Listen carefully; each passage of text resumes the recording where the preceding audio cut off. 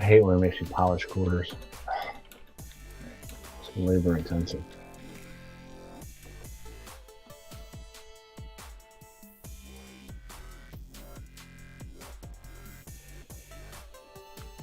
Today's stream, we're going to be talking quickly about Cura 6, 4.6 that is, or more appropriately 4.61, since they released a update within a week of the original release of 6. I'm going to touch base a little bit on, do you need to upgrade or modify your artillery 3D printer?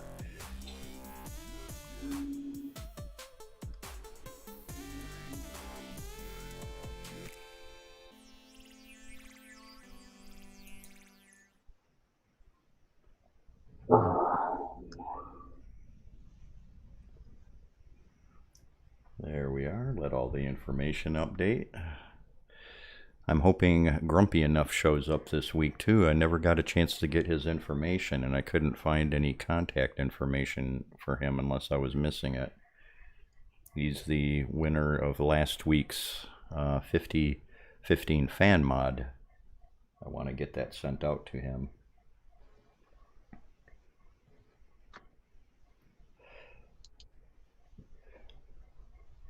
And we're just a minute or two from the camera feed.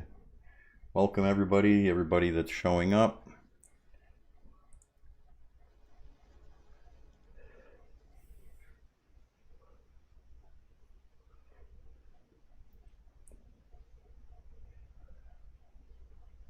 Let's get this up while we're waiting too. So people are going to be wondering about that. There's not a whole lot to say about Cura 4.6. Most of the updates for it were more of their variant type profiles and bug fixes. They did add a nice feature that will prove useful. That's the horizontal expansion.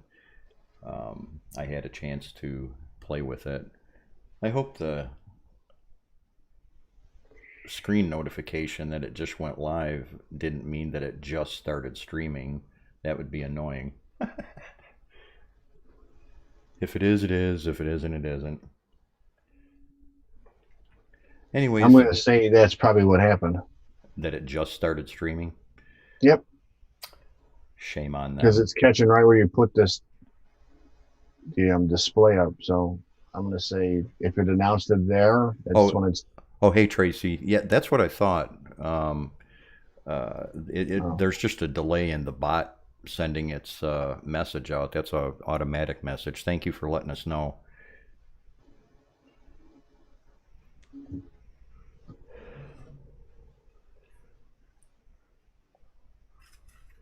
Well, anyways, okay. Let me get our main screen back up real quick here. Put the monkey away. Get rid of our coffee. There he is. There he was.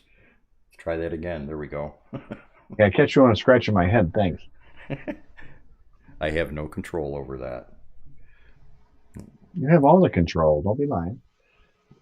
Well, yeah, but I can't really see it unless I have it in studio mode firsthand.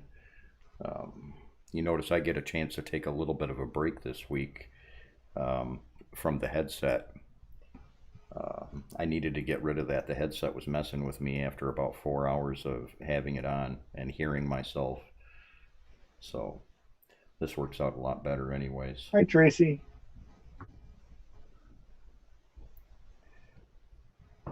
So, in reference to, I probably could have added a little bit more to the main point of the topic up in the right hand corner there, but the rest of it is kind of down to the left there. Cura 4.6, the bigger portion is, do you need to mod your artillery or any 3D printer for that matter as soon as you get it in the door? Let's just make this a short stream and say no. there's a little bit more to it than that. It's been a pretty hot topic for quite some time over the last week or two, and I've even been involved in a couple of. Can I trademark those arguments? No, probably not.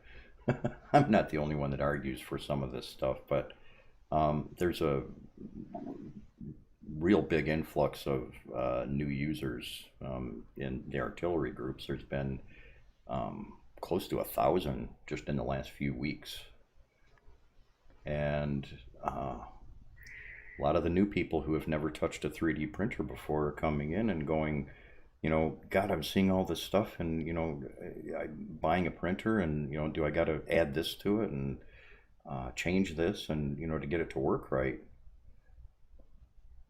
Hey, Mike, how's it going? Um, Hold on, Mike. uh, as a new user, the best advice anybody could give you um, starts off with this, and I've been spending the last few days, not just an hour or two like I normally get away with, but I've spent the last few days putting together a real large presentation that relates directly to this subject, and we're just going to touch on it a little bit tonight. This is kind of the live version. Um, Most being that it's 2020 now, and 3D printing, we're talking about FDM for the most part right now, has been mainstream for a while. Hi, Cornfed, how's it going? Um, Most of the printer manufacturers out there have their acts together relatively. For people who play with these printers on a regular basis, any of us can find something wrong with every new printer that comes out on the market. That's just a given. I can find fault with anything. Shit. Exactly, and there's times when we can be our own worst enemies. Um, the in 2020 now, for the most part, the manufacturers, they're not sending printers out before they test them. They're running the printers through a pretty good round of testing. There are some things that they can't take into consideration. Um, and I'll even say, I would venture to guess or bet that Joseph from Prusa printers would probably even agree that even he can't predict um, everything that users are going to do to the printers. There's just way too many variables involved in things like that. But for the most part, most of the printers that are shipped out these days, and I'm going to kind of narrow this down now to artillery. The artillery printers have been out for some time, well over a year now for the Sidewinder, and the Genius has been out since publicly since about last October, November, right in that range right there. We found issues with both models that isn't any different than any of the other printers out there. Um, and for the most part, they've been minor. Now, for someone who is suffering from some of the problems that uh, oh, yeah, I just caught in chat there that happy word over the last couple of weeks. We'll get to that. I'm going to kind of start from the top and work our way down. Um, the printers work out of the box most of the time. Numbers sold versus the true problematic issues that we see in the groups. It's really easy to uh, um, misjudge the Oh, what? number.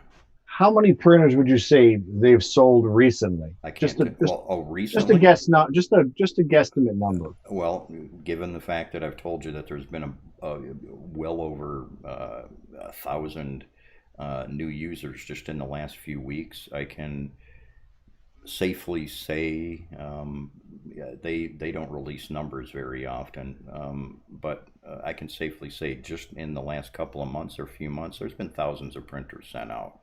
Right. So you're talking thousands. Yep. Now, when you break it down to our groups, How many people do you think really have a problem that's mechanically related?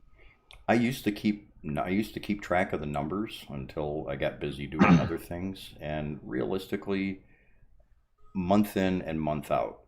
And okay, I'm not going to talk about the repeat offenders that Yeah, we can't double count. That's not fair. double, triple, quadruple, quintuple, and what goes after that. Well, anyways, there's some people that just need a little more special help, and a little more often than others. But the average uh, problem that crops up uh, over the course of a month, and this has been true practically the whole time. Yeah, that's getting up there, corn fed. That's getting there for some people. There's some that I'm going to give some special awards to that can go even a lot higher than that. Um, uh, Right.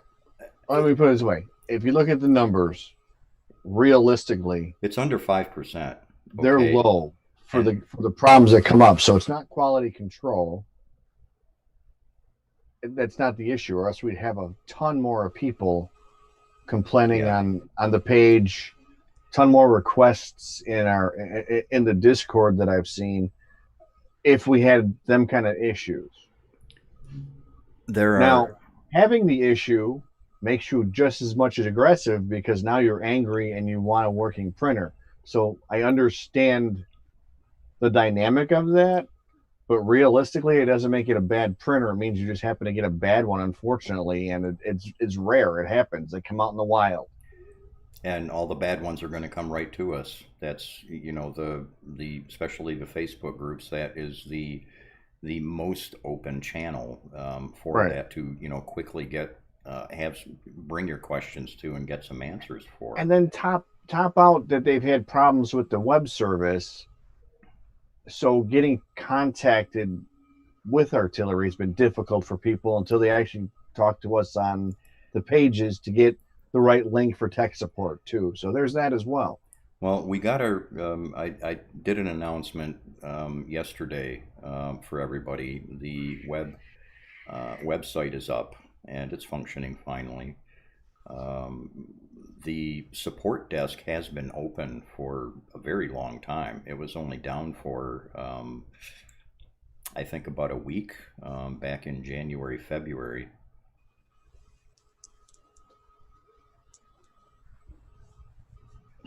Yeah, Mike, and most people that approach them, and this is probably, and in my view, true for most of the companies. Um, it, they know you're angry. There's a lot of people that have different levels of projection when it comes to.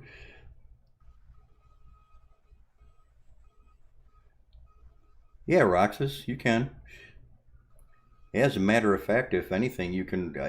I kind of feel bad that I don't have any of my print. Well, hey, my printers aren't running right now. For the first time in a long time, I shut everything down tonight. I needed it, man. I I did it yesterday. Yesterday they weren't printing anything. I had to stop. Well, just not veering too far off of what we're getting at with this. Just in the lab cam right there. This is a very special exposure day. What you're looking at on that lab cam is a first in all these years, 6-ish years of FDM printing. I printed my very first bench Are sheet. you still running the giveaway? Pardon? Are you still running the giveaway? Oh, is it showing up in the chat? I got to nuke it in the chat. Just thought I'd mention it because I saw it pop It's up. I'm like, yeah, it's not actually running. If they go to it, it's just going to show that it's closed. So yeah, that's one of the things I forgot to do. Sorry about that, folks. No giveaway this week. We'll do something next week. Um, very first time in all these years, I printed my very first bench sheet, and the only reason I did not do this for myself, I did not do it out of interest or desire or uh, yeah, nobody was twisting my arm to do it. It's just to show um, pretty much what multiple, not just one, but multiple artillery 3D printers can do unmodded, for the most part, out of the box. Everybody seems to print benchies up. They throw their shit benchies up on the group saying, well, what's wrong with my benchy? Then this rolls into a large group of people, well-wishing and well-meaning people. I mean, I'm not cutting people down for trying to help. But more often than not, especially right out of the box, short of things like MOSFETs blowing and extruders leaking and stuff like that, a lot of the issues that I'm going after with this is the extrusion, layer heights, Z banding, okay? Every single one of those little beasties that you're looking on that printer there, those were printed over 4 printers. Okay, they're all different brands of PLA. One of them is PETG, that's the black one. They all, for the most part, and I'll have better pictures that will be included with the presentation article that I'm going to be releasing here shortly. You'll actually see, for the most part, they're pretty much perfect. If we can call FDM prints perfect, what we have gotten used to saying is perfect, there's no discernible Z banding. The Z seam, the start and stop on that is going to probably piss some people off. Okay, because I had to do double, triple, and throw that up there into the 4-time, 5-time take on some of the prints, because I couldn't even see and can't see the Z seam unless you look really close. And I'm not waving a flag or anything like that. I know the printers. I know the profiles. They're the same profiles that I've released to you public people. I don't do a profile and keep all my special secrets to myself. These aren't the super secret ones that you have stored away? No. I don't even know where they're at. I can't even find them. Don't need them though either. Fact of the matter is what I did was I took these 4 printers and I rolled back all of the firmware to the stock firmware. And the only modifications that I can't really roll back on these machines here, except for the refurbs that I got in for the demonstrations I'm going to be doing, but see, those are still tore apart because I'm not comfortable with working with them just yet until I give them a 300% look over. I'm not even going to get into that. Let's just say I probably won't buy refurbs again. So anyways, at least not from a particular vendor. Yeah, sure.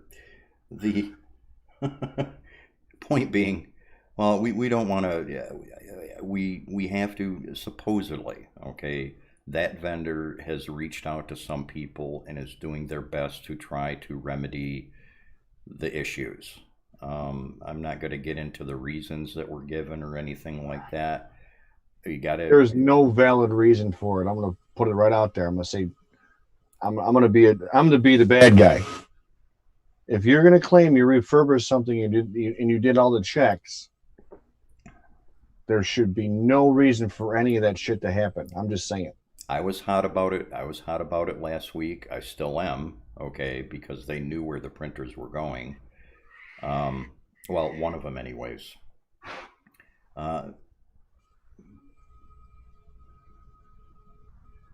Well, like I said, I'll give everybody, even an asshole, okay, the benefit of the doubt, probably a lot more than I should. And well, I'm everyone's favorite, so you got to give me a little bit of a break. Point being though, is it's not in my hands to make any decisions, and it's not in any user's hands or customer's hands at this point to make any decisions with regards to what artillery is going to do. So that's for the higher ups right now. And like I said, up until this point, okay, take it in a worst case scenario. Okay, say they got popped, just being shitty. Okay, they got busted. A bunch of people started talking, and wow, it happened to quite a few people. Okay, you got to give them at least one chance to fix stuff, at least one. Okay, now as a business owner and a business professional and everything like that, I would have hung them a long time ago, but that's not for me to say. I don't make those decisions. Anyways, Mm. rolling back to what we're trying to stay with here is the reason I printed those fucking benchies, okay, which I will never print again, okay, I promise you. I I just never had a need to because realistically the model itself to me it doesn't test a lot. It tests some really basic stuff with the printers, but to me, what are they calling it a stress test? Yeah, stress test. Bullshit. Okay, either that or my printers just you could hear these little buggers in the other room giggling when it's like you want me to print this. Why? I thought you needed some new toys for your bath. That's all. Point being though is okay, I kind of went the route of trying to do what everybody else is doing to see at first if I could kind of replicate some of the issues that people are having. I didn't have any of those issues on any of the printers right out the door. Yes, I have my profiles, they're refined. But I started playing with temperature. I started playing with speed. Speed was one thing that started to make a difference, and that was primarily just with the Pet G Pro. Excuse me. I got some stringing, and I'm not going to be altering them. I'm not going to Photoshop anything or whatever. The Pet G print has got some very super micro hairs on it, and that's easily fixed with a little bit of retraction and a little bit of dropping of the heat. Um, the rest of them, there's a couple wisps of hair here and there, but I'm using different filaments from different vendors, and I already know because I tend to use the same filaments from the same vendors on a regular basis. That's a smart thing to do. Okay, one of the biggest things I see people doing often not is they always go diving out there for the cheapest shit in the market. And with filament, you don't have to buy the expensive stuff. That's actually just as bad as trying to find the cheapest crap possible out there because the cheapest crap possible out there is just that crap. Anyways, those benchies, I have a couple more of them that aren't in the picture, but they will be in the article. It's to basically show that a unmodified printer can get you good prints, and it just starts with assembling the printer correctly, tuning your profiles or working with profiles that are known to use. Um, Mike, what brand do I use? I use a number of them. My primaries and my go-to all the time is eSun. Lately, I've been using Sunlu, except for some of the colors. Some of the colors just haven't been working out very well, especially white.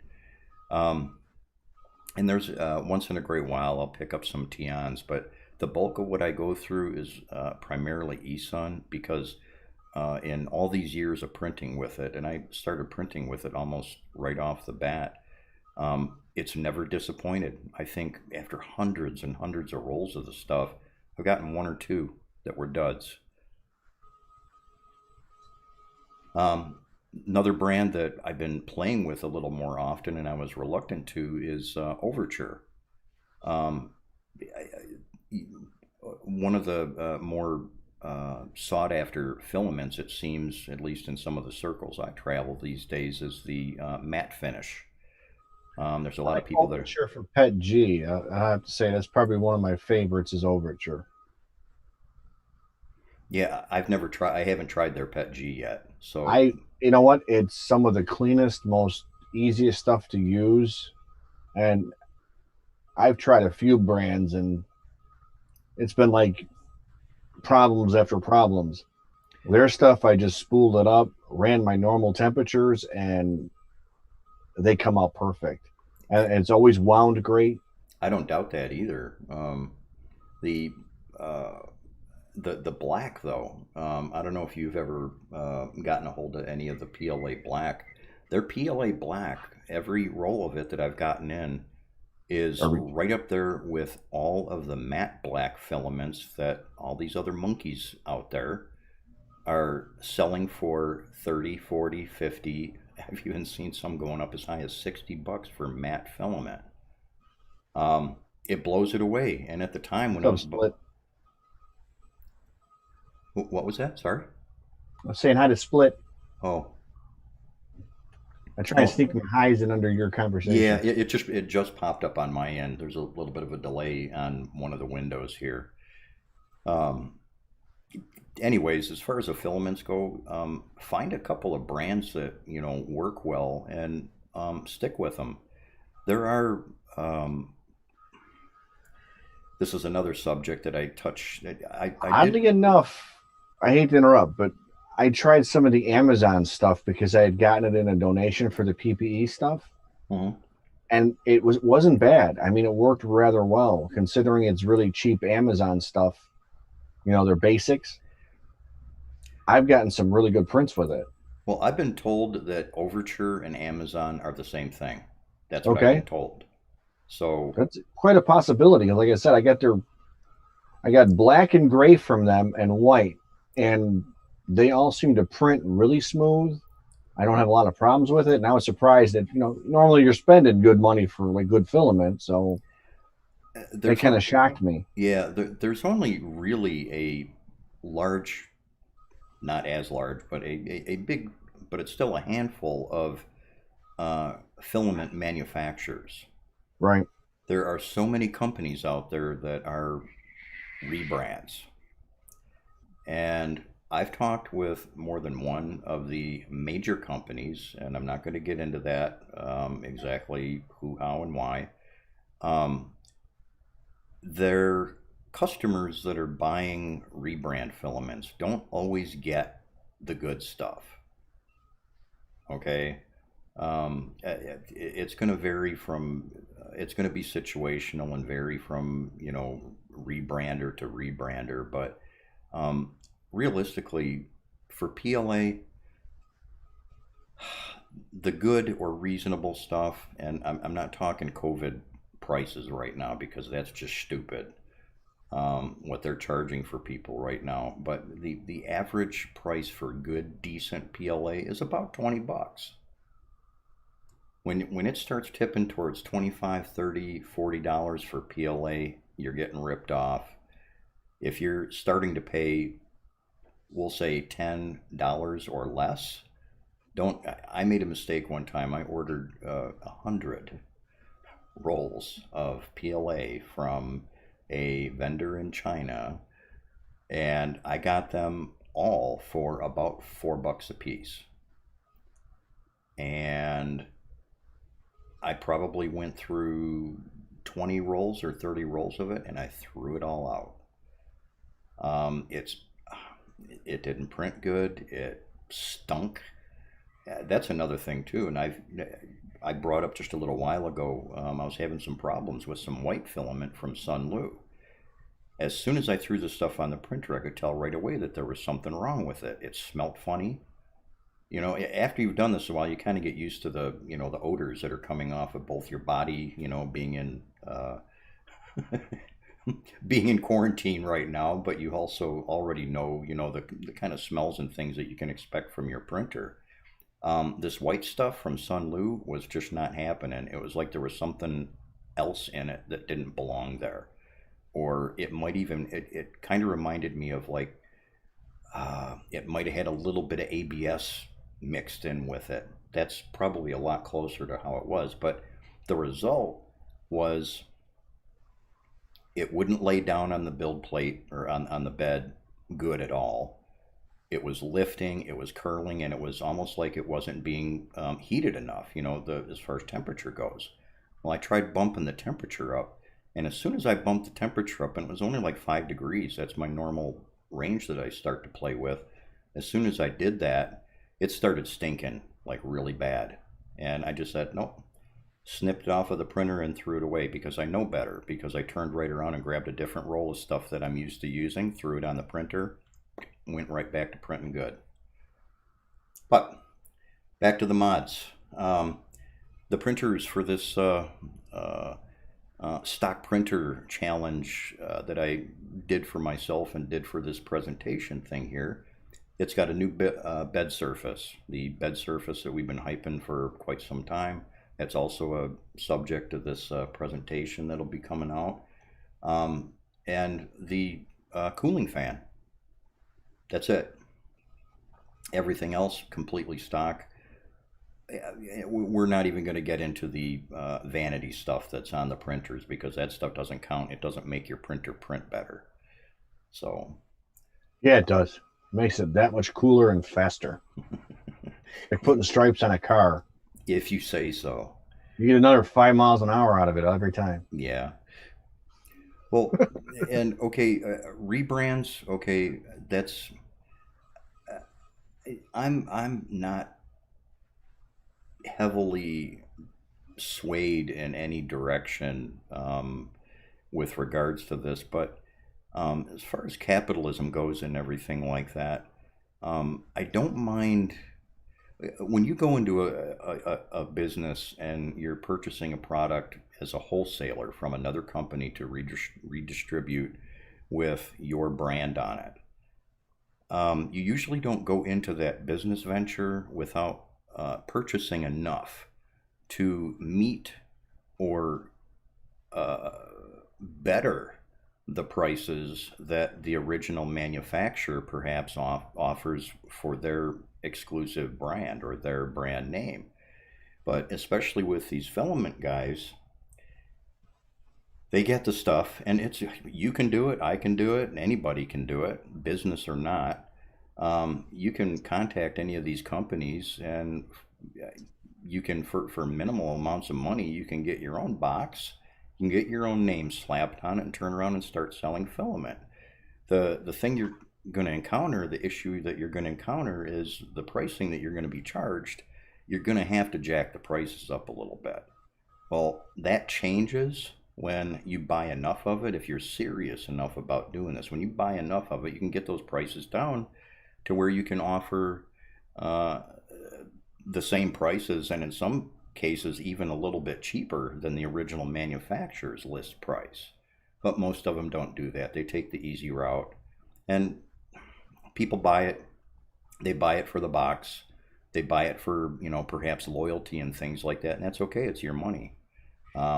I don't mind spending good money on good product, but if I can save $10 a roll, especially right now on Filament, if I can save $10 a roll for exactly the same product, I'm gonna do it, and I don't see any reason why anybody else shouldn't. So there's that. I have to take just a quick peek here at something. I'll be right back.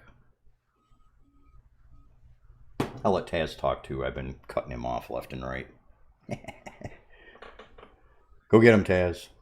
Well, we were talking about, do you need to upgrade your computer, or your printer rather, right out of the gate? And I'm going to tell you, 9 times out of 10, it isn't worth the aggravation. If you're having trouble laying down something, 9 times out of 10, once you set it up mechanically sound, you shouldn't have a mechanical problem. It's going to be something with your slicer. It's going to be something with how you leveled it. It's going to be something simple. It's not going to be you need to calibrate 50 shades of gray to get it to work right. It's not like that. You have to find 1 or 2 settings and work with it. Once you start adding on multiple settings or multiple changes, or changing multiple things on your printer, now you've opened up Pandora's box of, what did I do that fixed it, or what did I do to make it work? Now you're stuck because you did too many things and there's no way to keep track of it. Honestly, I've rarely adjusted my E-steps for anything. And linear advance, honestly, I don't see the major huge benefit in it. I've had it on. It's worked okay. I keep it off. It works okay. I mean, I got the two printers I've tested side by side, and I haven't seen a major, huge improvement in either one.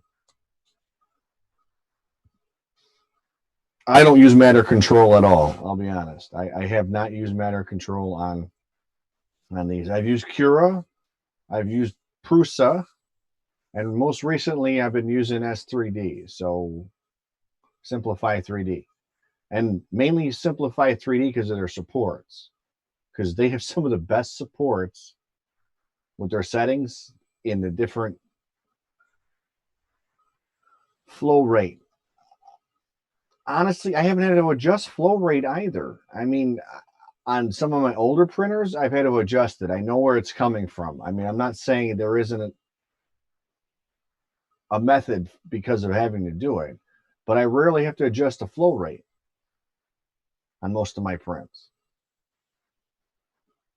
9 times out of 10, it's a stupid setting that I clicked wrong in one of the slicers that's causing me all this grief. Or, on the other hand, when I went to doing the upgrades, where I needed to adjust E-steps, because I changed something from the stock values. So yeah, you probably should calibrate your E-steps. I'm not saying you shouldn't. I'm saying on a basic stock printer, shipped directly to you from Artillery, you really don't have to make too many adjustments. What people miss on mechanical side, they miss getting the eccentric nuts on the bed. They miss the carriage. Now, some of them had slight bends in their carriages and not noticed. So that could be an issue too. If those wheels aren't touching your extrusions properly and you're getting any rocking back and forth, there's going to be your banding. It's not going to be anything else mechanical on the whole setup. It's going to be that issue that your bed's either wobbling while it's going back and forth, or it's going to be your carriage is coming back forward and back, even though it's going side to side. You don't want it moving this way. You don't want that plane moving back and forth with your print, because that's where you're going to see it. You're going to see the banding on the Z.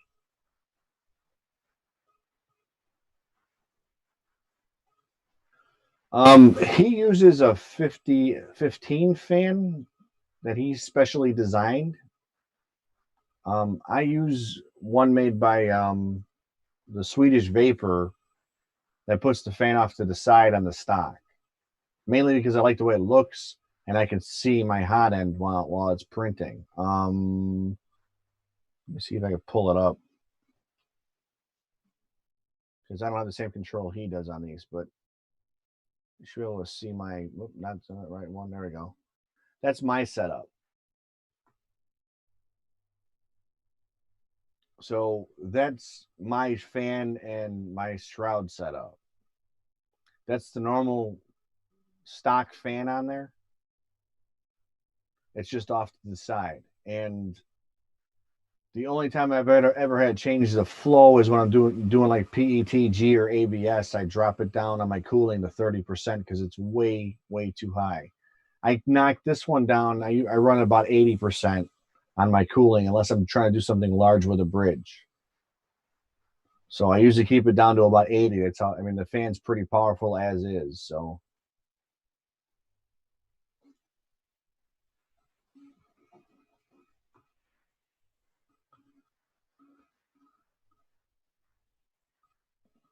but, and you know, there's different schools of thought on it. If you're trying to bridge across your plate, you're going to want a double-sided fan. I'm just not going to try and stretch my printer to that level because I want a nice looking print. So I'll slow it down, or I'll actually use supports in certain areas just so I don't have to worry about all the cooling. I don't want the droopy, you know, hangy thing, just in case it doesn't bridge. I that's the way I roll with it. I miss anything good? Not really. Just No, me rambling on. yeah, I'm just going on, looking through the chat here. Once in a while, your contest still pops up, but I just shut it off. That's one of the things I was doing. It should stop now. But they were asking about the fans, and it's like I showed them my setup, and I said that you're using a 50-15 fan, mainly because you had them, and then you had to design, which I keep considering going to, but I'm still resistant because I like my setup. I really wish I could figure out a way to put your design with my design. I can do it. I just need the models, but it's a matter of having time. No, I know. I mean, I like the way you get the fan set up in a way of using the 50-15 and being on both sides, but I like not having it all up in front of my machine. Well, to be fair, that's just a remix of one of the other users out there. His walls were too thin, and under higher heat, especially down towards the nozzle tips and things like that, the walls started kind of deforming. But anyways, no. We joke about the whole 50-15 thing. Yeah, I had a stack of them here. I do and did have also the stock fans.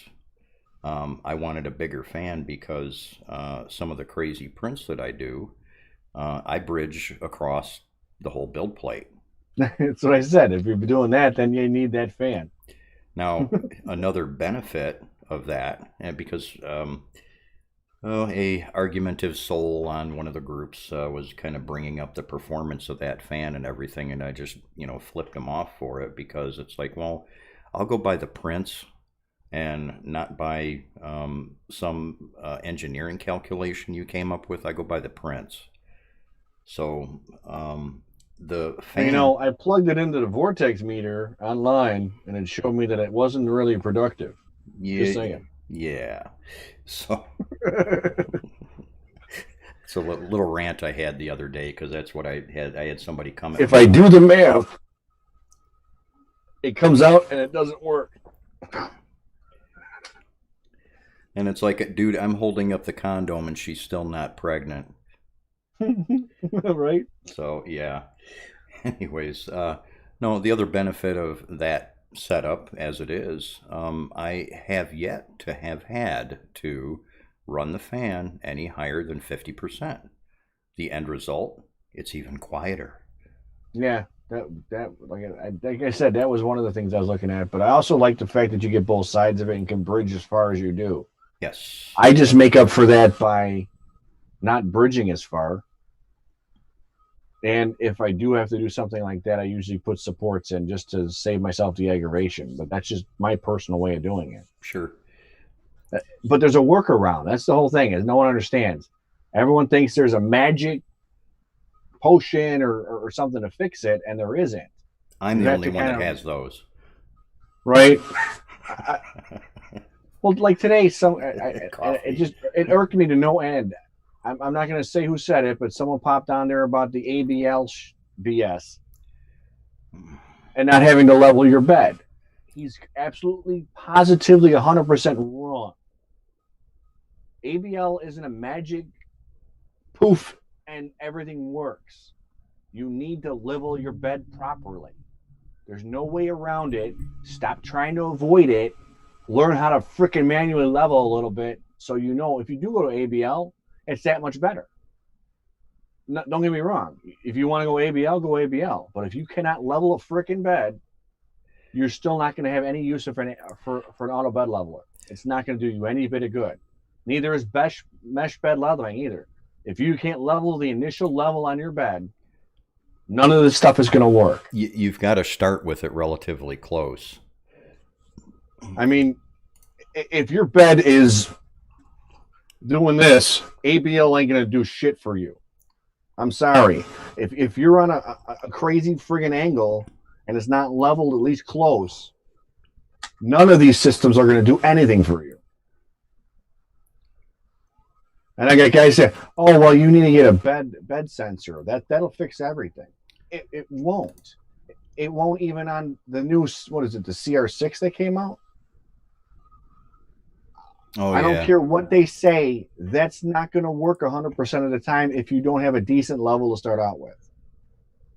And if you're going to do ABL, get used to learning how to do some math, because you need to really figure out your offset and your calculations for it to be right too.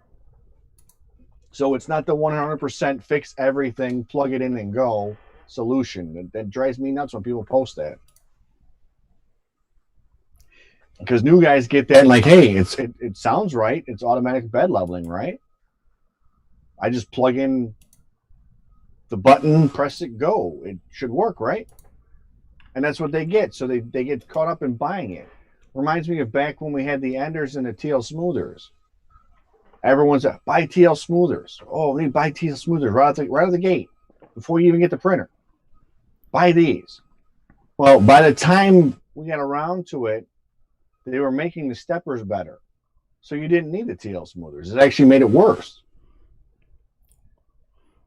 It's the same idea in my mind. PC Load Letter was asking about the 5015 fans. The ones that I use, and I have been using on multiple printers, multiple mods for different printers, are linked in the chat. They're also on the mods page on 3D Nexus. And just because we were talking about it earlier, people are asking me which filaments that I've been using and use on a regular basis. That's the second link. You guys can go that and check those out.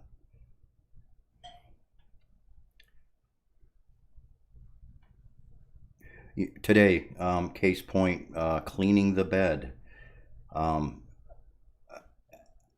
don't answer as much as I probably should to some of these bed adhesion issues because I'm tired of answering sometimes and I got to give myself just a little break. I apologize to the people that that's affecting sometimes, but it's cleaning your bed. Yep. It's just the I was explaining to someone else earlier yesterday that really wanted to know why I'm such an asshole about cleaning my bed between every single print. I think on one of the streams, Taz might have been watching me, and a few other people were watching me between a print. I wipe the bed down with water because the only adhesion helper that I'll use from time to time is Barney blood. It's water washable, water soluble. I use a microcloth for that. I wipe that off. Then it gets hit. Different color microcloth, by the way. I've got 3 different colors that I use, and they are only used for that exact thing. I wipe it down with IPA.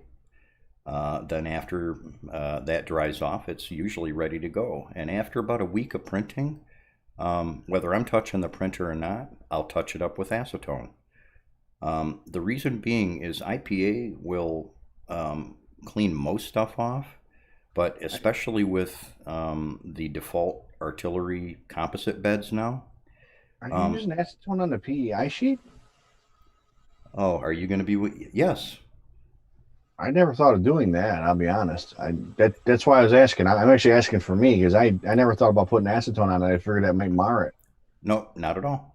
Let's blast. That's good to know. Yeah, let's blast a myth out the door, and I will say anybody that wants to can come at me, bro.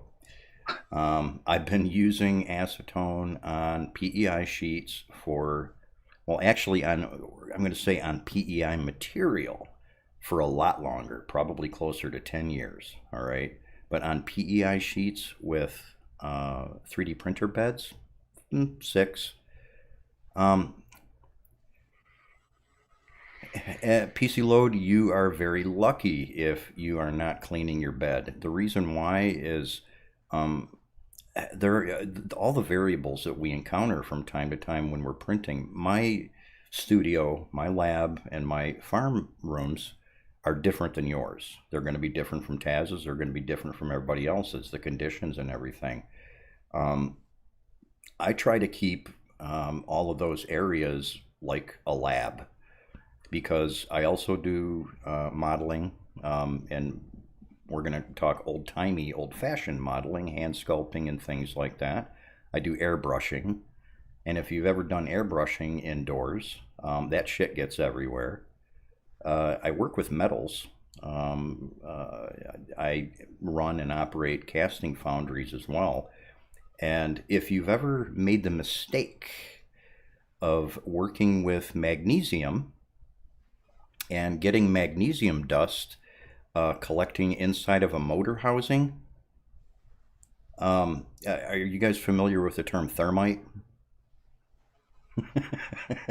So other things that I have made 10,000 more mistakes than some people make just because I'm older than a lot of you guys might be. But I've already, yeah, it's none of that stuff is good for your lungs.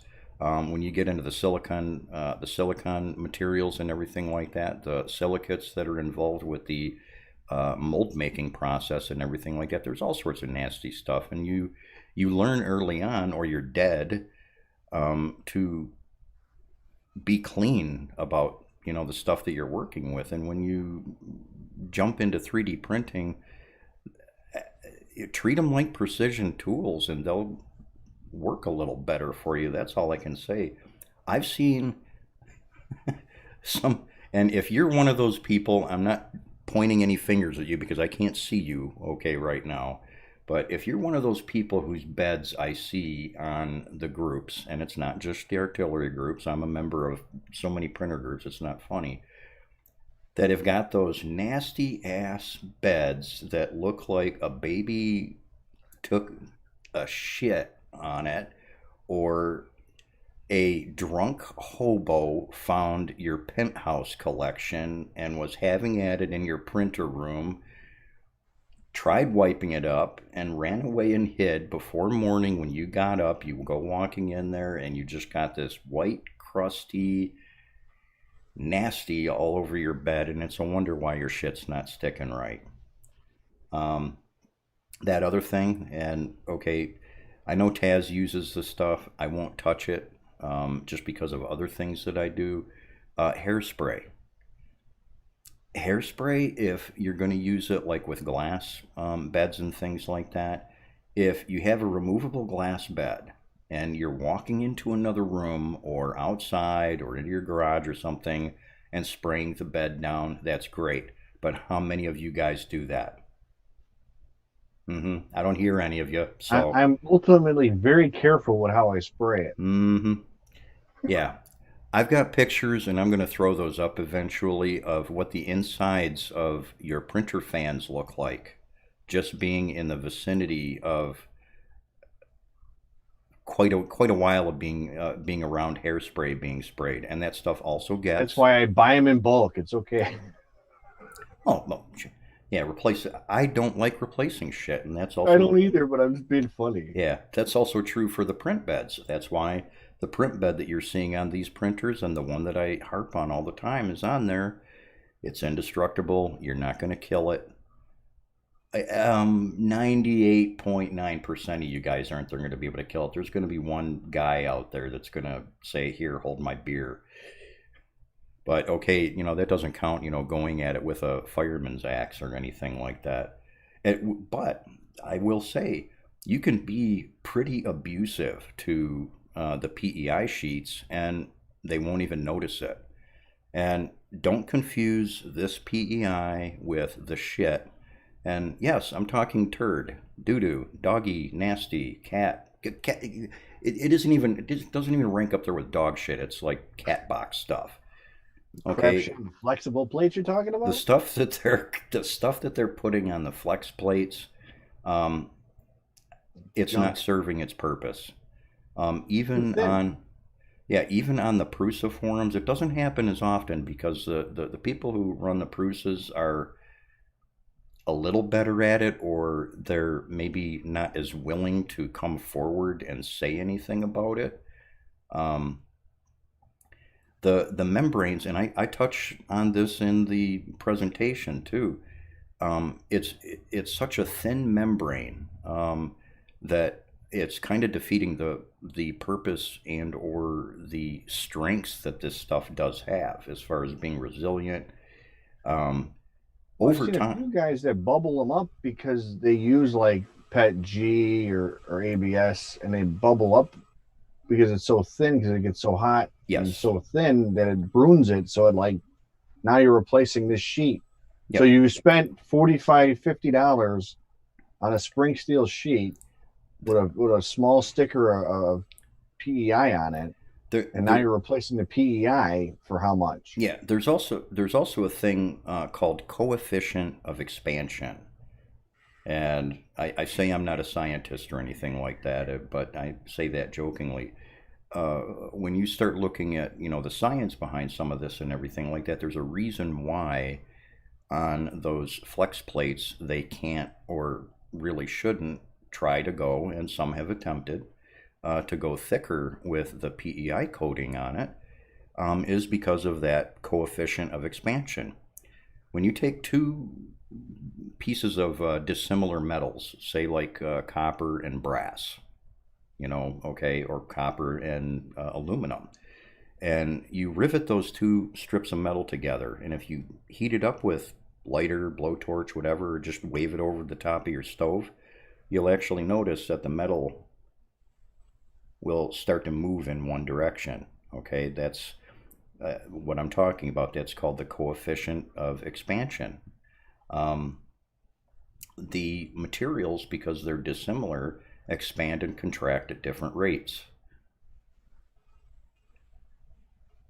Roxas, I put a link just a little further up in chat, but the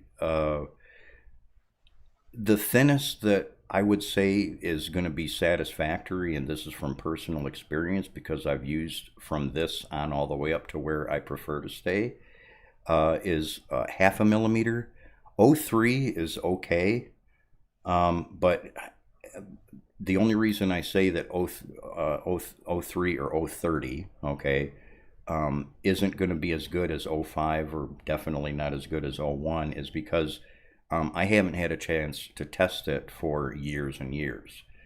When I'm standing behind the 1 millimeter stuff and the half millimeter stuff, it's only because I've had that stuff on printers for 5 years and I don't like being wrong.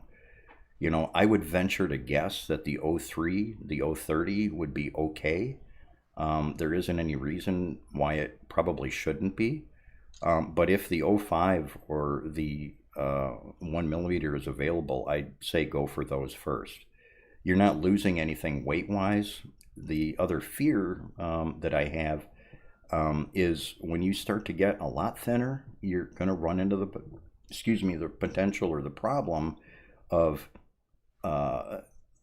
pulling the plate up. If you just say if you print a whole build plate, just say you do a big box that covers the whole build plate, and that thing is really stuck down like it's supposed to be and like you want it to be, there's a chance you're going to start to lift your build plate up, okay, or lift that thinner sheet up off of the build plate, which might only mean that you just might have to take it off and put glue back on it or something. I've never had that happen with O5 or O1 or O5 and 1 millimeter. So I'd say if you can get it, O5 at a minimum, 1 millimeter at the top end, and believe me, you don't need to go thicker. Yeah, so enough on the PEI, I suppose. We touched base on fans. We touched base on the build surfaces and everything like that. I guess one of the other hotter topics here lately too is the firmware. Oh, here we go. Firmware will not give you better prints. It has nothing to do with getting you good prints. Okay. It can make your life easier, feature by feature, and this is something that I really dug into. I'm just reading something in chat real quick here.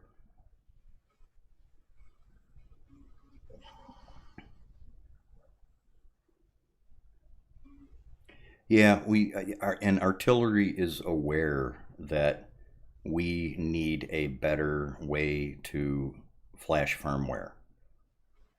They have heard the voices and everything like that, and Tracy was on last week, I think, but it might have been the week before, that she basically told everybody that Artillery plans on or has plans on coming out with a few new printer models later this year. So don't pester them with questions. They're not going to tell you. Don't pester me with questions. I'm not going to tell you when exactly. It's just going to be later this year.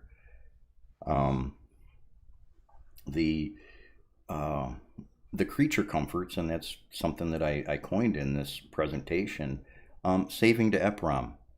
In the event that you do want to do a PID tuning or something like that, which I'm going to do some disclosures after I say this. After you do a PID tuning, or for the people that feel it necessary to do E-step calibration and things like that, saving to EPROM is kind of a necessity. Nobody wants to have to constantly monitor and rewrite their G codes and shit all the time. I know I don't. Okay. Full disclosure though, and this is relational to the subject at hand with, do you need to mod your printer? I didn't update the firmware with the firmware that I put together and decided to ultimately use because I don't trust anybody else, until almost February this year. Use the stock firmware the whole time. I had never done PID tuning. I had never done, and I still won't do E-step calibration, because for as many of the artillery printers that I've gone through, and this is also true for other manufacturers, but we're talking about artillery, all of the artillery printers that I've gone through, that I have, and that I've also worked with for customers coming in and out the doors here, the E-step calibrations have all been pretty much dead on as far as their settings in the firmware. And what we have done and have been doing for years, even prior to artillery being around, and this is even true for the Prusas out there, guys, if you look at the default settings for the Prusa printers in their slicer, you'll notice that their flow is almost always set to somewhere between 95 and 98. 0.95 and 0.98. It's almost rarely, if ever, set to 100, which means the extruder is over extruding a little bit. You can go through the hassle of calibrating and everything like that, but after working with as many printers as I have, I found that I can get things just as close, if not right on the money, with the settings and the slicers. And unless you do something drastic to your printer, that's not going to change. All of the default profiles that I put together are based on the factory settings, which has not been changed in the firmware, the advanced firmware, by the way, taking that slight over extrusion that the printers tend to do into account. That's why you'll see me from time to time when somebody says, oh, I tried, 3DN's profile, and, my prints are all fucked up and everything like that. I changed flow, I changed this, I changed this, I changed this, and I changed this. And early on, I started, really feeling bad and saying, okay, do this, do this, do this, and do this, set it back. And I was telling them, the people, to basically set it all back to the default settings that I left in the profile. And it got to the point where, I'm writing paragraphs to these people all the time, and I'm just telling them to go back to the default profile and try that first. They'll often say, well, I tried it default and it didn't work. I couldn't get anything to stick to the bed. That ain't got nothing to do with the settings that you just changed. Right. People are, and, whoa, what the heck was that? Is that you? It's a can of pop. Okay. It was really loud on my end. It actually sounded almost like an electrical snap or an electrical pop. Don't know what to tell you. Mike picks up weird things. Well, I needed to be interrupted anyways. So, my thing is, everybody asks, well, what are the settings in the firmware? Whose printers are those for? Are they for the advanced users? No, the firmware is meant for you stock people to drop right in just to get those creature comfort features and possibilities, options that you may wish but don't have to right away explore later. Okay, when you're starting to do this, don't jump right in and with a list of things before your printer even hits the door. Don't jump right in with this big long list of stuff based on the issues and the problems that all of us monkeys, and I'm lumping us all into one big pile here, are ranting about on the groups. Okay, don't. Play with your printer first. And I even said earlier, hey, my printers have been working great since day 2. And it's like, well, don't you mean day 1? And it's like, no. On day 1, I unboxed them and set them up. I didn't start playing with them until the second day. It took me that long to actually make sure my assembly was right, make sure everything was straight, everything was level, do all the bed leveling and all that stuff. So day 2 is when they start working good.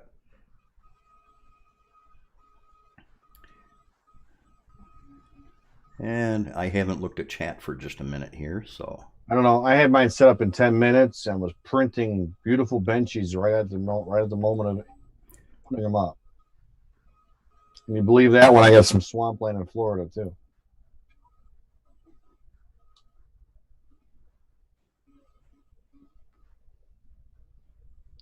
A couple printing or checksum errors. The checksum errors and things like that lately.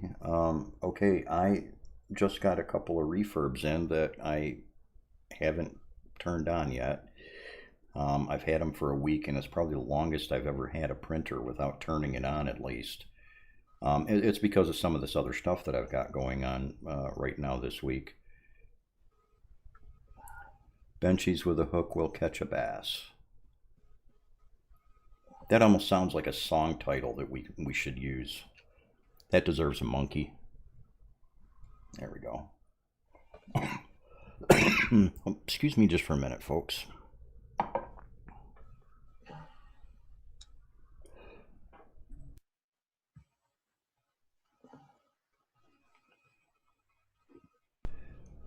In the meantime, I'm going to pop the screen over to the leaderboard and kind of show you guys where everybody's at lately.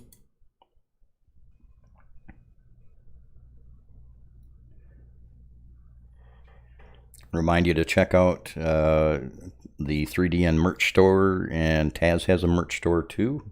I think I got the bot rolling yours off, Taz, but it's also just exclamation point Taz.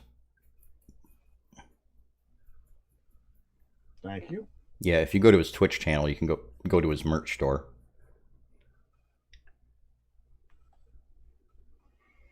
But I'll be right back. I have to hop over to the network computer, and I'm getting ready to release publicly the Skittles GUI. I want to make sure we get that done so that people can start downloading that and playing with it. I'll be right back.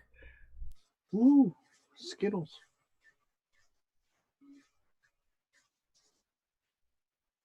What's the cat from Hawaii cartoons?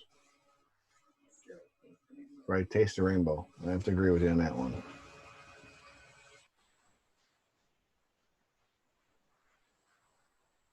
Tacos, if you actually go to the website, 3D Nexus, let me see if I get the link for you while I'm sitting here. But there's actually a whole setup that you can put in. You don't have to mess around with nothing other than fixing the retraction on it. Because for some reason, Cura doesn't like to play nice. But I have a feeling that my browser isn't working right. Let me see here. I'll throw the link in chat in a second. I think I got it. It has the whole machine profile, and that way you don't have to mess around. Don't have to guess at settings or any of that. So there you go. Follow that link. And then follow the instructions that are on his page that tells you how to install it. So you'll take Cura and you'll download Cura, and it goes to your program files on your, if you've got a PC. The Mac, I don't really know how to do that well.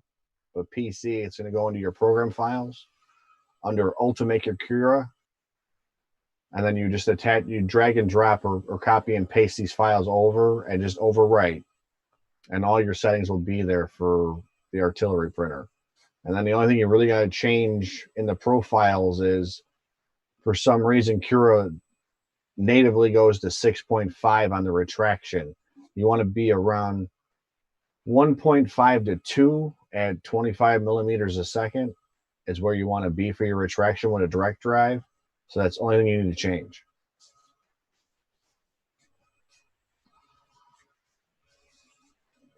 I actually use all three depending on what model I have. So I use Cura predominantly because I like the UI on it. I've gotten accustomed to using it since I first started printing, so it's kind of like my fallback. Prusa, I struggle with a little bit, but I get. And then S3D, I started using because I like the way the supports get put on some of the models. It does a really nice job of applying supports, and you don't have to mess around with trying to break them off with, a pair of these guys trying to tear out supports. The S3D does a beautiful job of support, so I'll use that for that one. But I still haven't wrapped my head around how to get it to communicate to the printers right through Octoprint. So that's kind of why I don't use it that often. I hate having. I like Cura because Cura I can directly connect, and then Prusa sometimes works, so I can just send the file right to my Octoprint. So I'm not swapping SD cards or worrying about files being saved to my computer or any of that stuff. So that's why I like using Cura predominantly.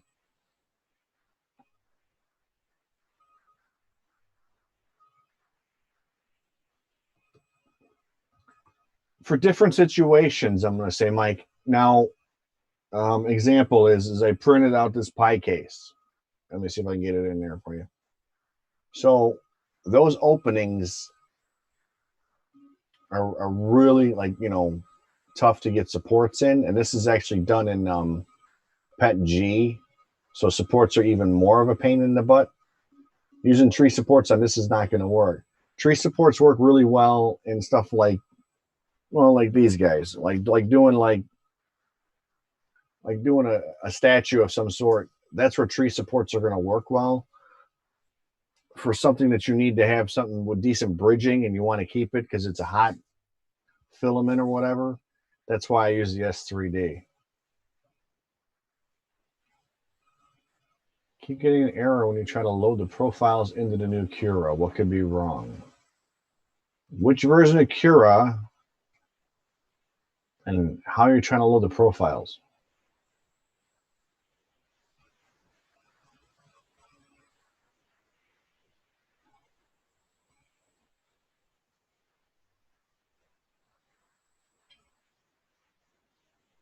You might have a problem if you did the upgrade from 4.5 to 4.6.1, whatever it is now. They don't like to carry over. So I've always done a fresh install of Cura every time they put a new one out.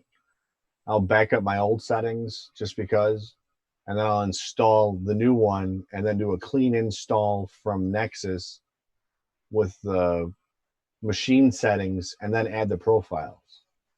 And that's always worked really well for me because for some reason it hangs on to older code and older things, and then it seems like it doesn't want to work right. So I just do a fresh install, if that helps you.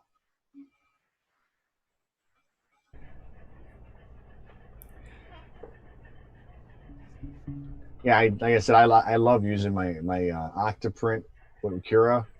I don't have to even get out of this chair. I just do my files up on the computer, click go, and I don't have to go running over to the printer and look, as long as I'm loaded up right. Now, if I forgot to put the filament in or forgot to clean the bed, that's a whole other story. But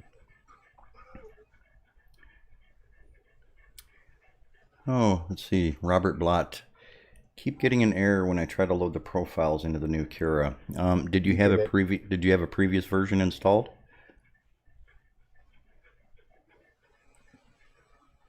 Oh, did you already get him on that one, Taz? yep, Oh, okay. Say something. Jump in, man. I did Slap me. say that. I said I got him on that. I gotta give you a visual. I'm gonna give you your own monkey to slap me with.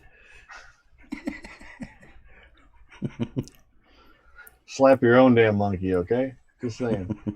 I said slap, not spank. I said slap too. I didn't say Okay.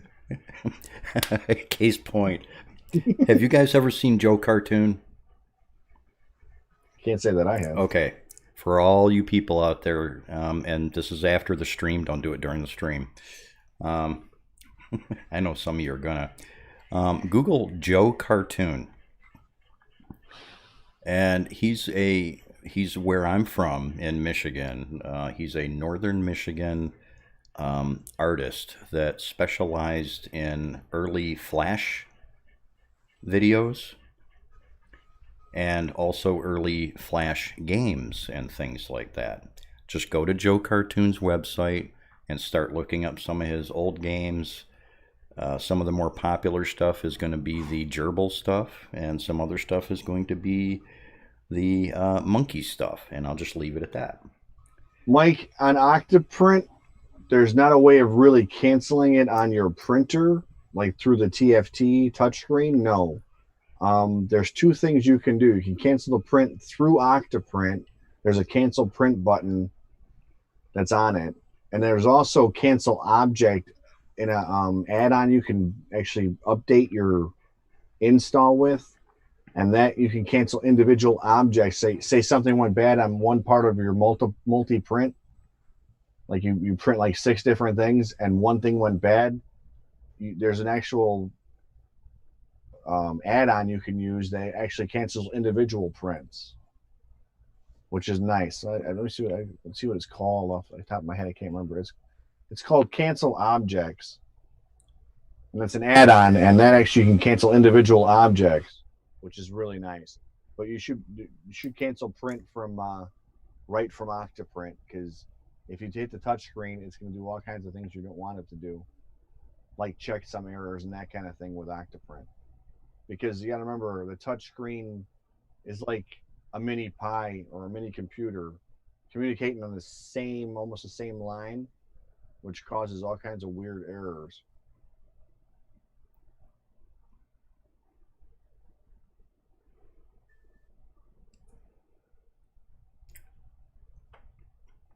Touching base real quick here. Roxas, I think the 30 pin is what you want, because the 30 pins on the case, right? That's the 30. That's the 30 pin that comes from the case to up the gantry. That's 30 pin, isn't it? Yes. Yeah, that's the 30 pin you want.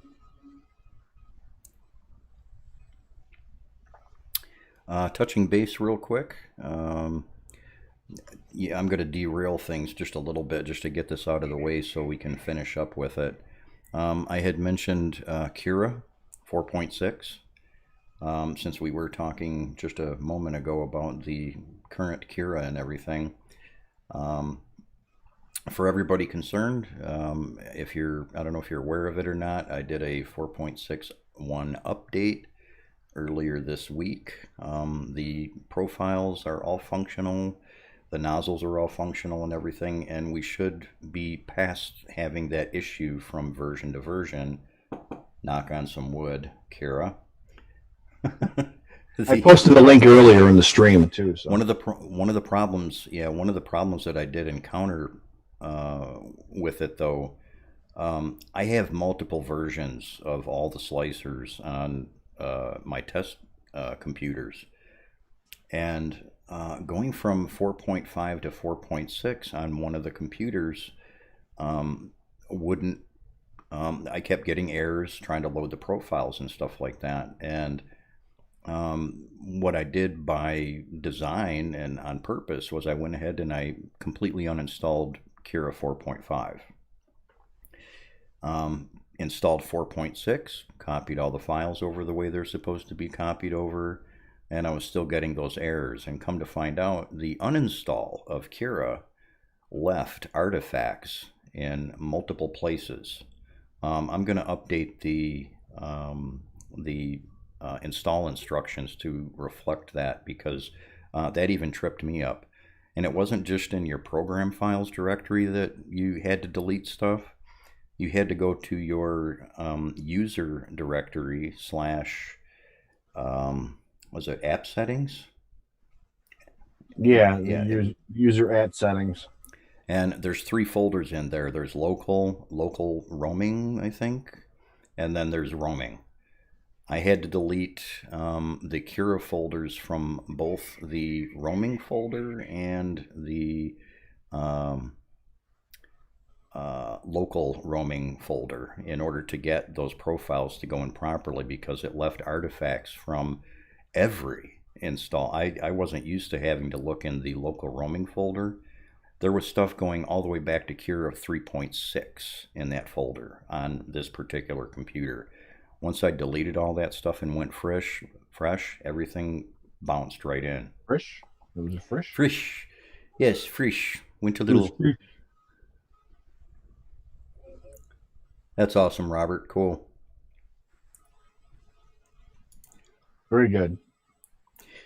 The version 4.6, everybody, I don't know why everybody was jumping on this bandwagon like crazy and freaking out because they came out with this version. The only real thing of note that, at least in my personal view anyways, is marginally cool, um, is the horizontal expansion feature. In which case, just a real quick explanation on what that's for is sometimes on your prints, your holes for, whether you're designing a hole for like bolts, screws, whatever, you'll notice that your model may come out printed proper size, but holes always kind of seem to be just a little off. And this is Cura. I don't have this problem with Simplify 3D, and I don't have this problem with the Prusa slicer. So for whatever reason, Cura is calling it a feature. It's not a bug, it's a feature. Yeah. In my view, it's just a correction or a fix. But you'll see on the screen, I show you how to pull it up. You just go to your search bar in your settings there, and you can type the whole word if you want, or just part of it, like I did right there. I just did horiz. Those little options come up right there. And just real quick, how to use the horizontal expansion. Say you get a model, and in this particular case, that model right there, I've got like a 20 millimeter hole in it. You measure your model, and your model's coming out at the exact size it's supposed to, say, 100 by 40, which I think that's what that one is. But the hole is off, it's smaller. In this particular case, my averages have been right around like half a millimeter or 0.05 off. And what you end up having to do to how to adjust that, you have to take into consideration that you're working with a radius. Okay, so if it was off by 0.5, in the setting for the horizontal expansion under the bottom one there, not for the first one or the second one, the last one there, considering that it's a radius, you got to cut it in half. So in this particular case, it was 0.25. And then after printing that, you'll notice that your hole in that particular case will come out the size that it needs to be, in which this case, it was 20 millimeters. That's going to vary from print to print and size to size, but just keep that in mind. When you use your calipers to measure your holes and they're off by X amount, start off at that setting or in that setting area right there by cutting that in half, and you should be pretty much dead on. The other feature there is the other type of horizontal expansion is for elephant foot, and not the one up above. Okay, that is the wrong one. We're not talking about those types of elephant feet. Okay, it's the one on the bottom, that little extra expansion that you get from really dropping your first layer down and getting a really good squish on it to get good adhesion. You'll often have a little bit of expansion of that first layer at the bottom. That other setting right there is for compensating for that, and you have to play with that a little bit because your temperature, your filament, all of that can have bearing on how much of that you're going to have to adjust. And when you're testing this stuff, don't print benchies. Make yourself like a little, and don't sit there and wait for the benchy to print just to find out if you got rid of your damn elephant foot. Make a couple of test cubes that are like 20 millimeter or 40 millimeter, and just make them a few ton of them on Thingiverse you can download. You don't even have to make your own. Just grab one of the 20 millimeter cubes. Just just throw something like really small and simple there to test this stuff. And your testing process for these features in the slicers should just take you 15 minutes to try something out. Don't test it out on the prints that you want to actually print with, unless you're going to be committed to it. And it's like, well, okay, this is a 12-hour print and I started with it, but shit, that elephant foot's still there. If you're only at that first layer or two, and you're not going to be happy with it, or you're going to end up clipping the model off at the bottom, or sanding it off, or scrap it and start over. Yeah, just start over. I mean, filament isn't that expensive, not anymore. But your time is valuable. Yeah. And when you got one printer, it's not so bad. When you got a dozen printers that are going and you're trying to get stuff done, and you only got limited amounts of time to spend back and forth between each one, your time becomes even more precious. Yeah, Mike. That's another option there too.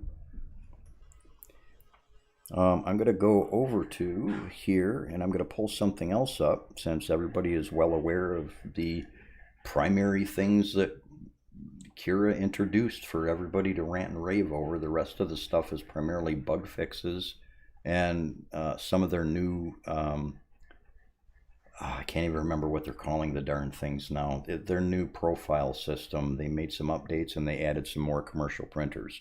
I will say this. I'm looking to finalize stuff and get the artillery printers with the profiles already built in for version 4.7. One thing you guys got to take into consideration, you think it's going to make everything go away and make everything easier. It's going to be a little bit easier on you guys for installing from version to version, but that doesn't mean that the profiles aren't going to break. Just like they did with the nozzle problem that we had with 4.1 to 4.21 to 4.3 to 4.4 to 4.41 and all those other ones in between that they were coming out with every week or every 2 weeks. Ultimaker leaves it up to those of us who maintain these profiles to make the fixes. And they release them without giving a care. This happened when 4.6 rolled out. Just about every third-party printer out on the market had a strange issue of some sort, including like the nozzles disappearing, random profiles disappearing, and things like that. Every time they come out with a new version, we still have to update it. And the GitHub system, it works, it's fine and dandy and everything like that, but somebody still has to do all the updating. And in this particular case, tracking down that nozzle problem, we didn't get any help out of Ultimaker fixing that. Someone, and I didn't even find it. I didn't even find exactly what the problem was. I was so frustrated with it, but I also had a lot, to be fair to myself, I had a lot of other things going on right at the same time. So right away I had people, nipping at my heels for 4.6, and it's like, wait a minute, let me look at this. I didn't have enough time to sit down with it, and someone else found out what the problem was before I did. So I just implemented the fix into it and got it rolled out for you guys as soon as I could. Let me change something. So I think we're kind of off of that. Just to touch base on one more thing real quick here. This is just in relation to, do you need to mod your printer to get good prints? No. And this is just one example. I just grabbed a random selection of stuff off of the shelf that has been printed with the default profiles and the stock printer. Except, okay, except for the little brown box in the front. Okay, that one right there shouldn't have been in the picture, and he ended up getting snuck in there, but it really doesn't make a difference because as far as the detail goes, it doesn't, it's got a lot of fine detail on it, and I showed it off in a previous stream. I showed a up close version of it. It's really finely detailed, but the stuff to the left, those piles of crates and shields and all sorts of other stuff that you're looking at, there's some super high detail in there. And those are basically fresh off of the printer without ever having anything done to them.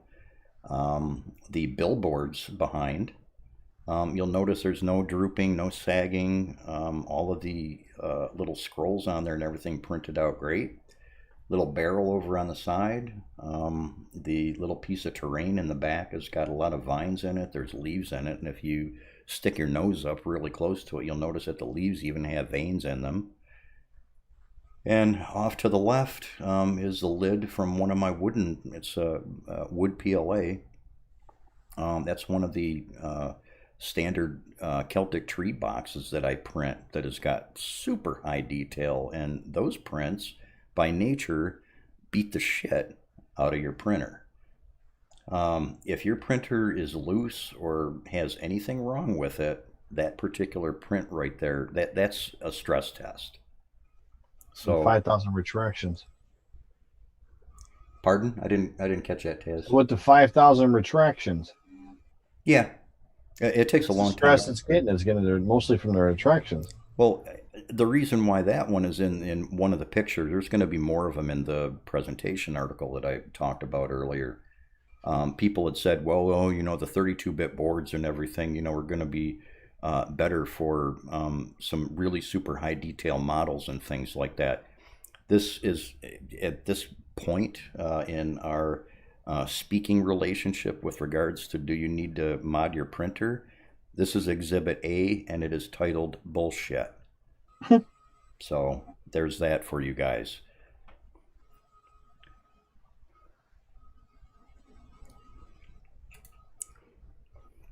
You got anything else on those subjects there, Taz?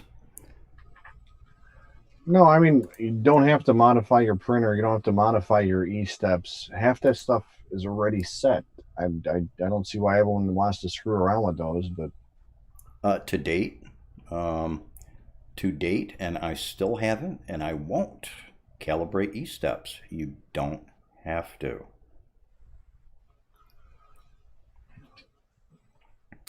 Can I drop my print temp to 185 to reduce fur? 185, regardless of what we know about these extruders kind of running a little bit hotter than what they're reporting, when you start to get down into the 180-ish range, you're starting to get at the low end of where you should be, and you're running the risk of clogging. You're starting to almost get to the point where you're running too cold. If you're printing at 200, 185 is like a way too big of a jump. And case point, I mentioned earlier the image that I've got on the main screen here. Let me get this guy pulled up for you guys. The PETG print, the black one that I've got there, I know it's not a close-up right now, and I don't feel like zooming the camera in right now. It's got hairs on it. It's got the super, super fine hairs on it. And to correct that, I know from past experience, I've only got to drop the temperature maybe 5 degrees. And those hairs are going to go away. Try temperature first. And only then, if you get to the point where you got to go 10 degrees, leave it at the 5 first and maybe bump the retraction back a little bit. Do it in small doses, but only do one thing at a time. Like 5C is what I'd say. You start off with the 5C and drop it.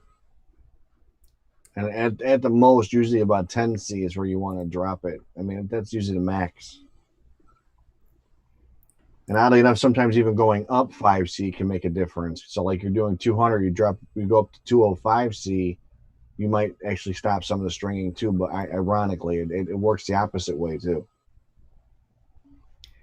With wood PLA, I'm not a scientist with wood filament, okay? But I printed it almost exclusively for 2 years. I stuck with a couple of brands. I'll be upfront about that. I stuck with Hatchbox. Hatchbox wood filament is just rocking stuff. It just works and works and works. I've got stacks and stacks of the other types of wood filament out there, but I don't particularly care for them. Whether it might be their formula, it just might be how they look and how they feel. The Hatchbox, it's cheap, it's good stuff, and it's been reliable. I've gone through hundreds of rolls of it. As far as temperature goes, I'm right around 205 with that stuff. But to be fair, the printers that have been, or at the time, and had been exclusively printing the wood, I've only done wood a few times on the artillery printers, and I think my temperature was right around 200. But I didn't change any of the retraction settings in my default profiles either. With the other printers that I was going at, yeah, it was right around maybe 205, and being that they're a different brand of printer, it's not going to make any difference. If you something else that shows up for a lot of people too, wood filament tends to blob and zit a lot.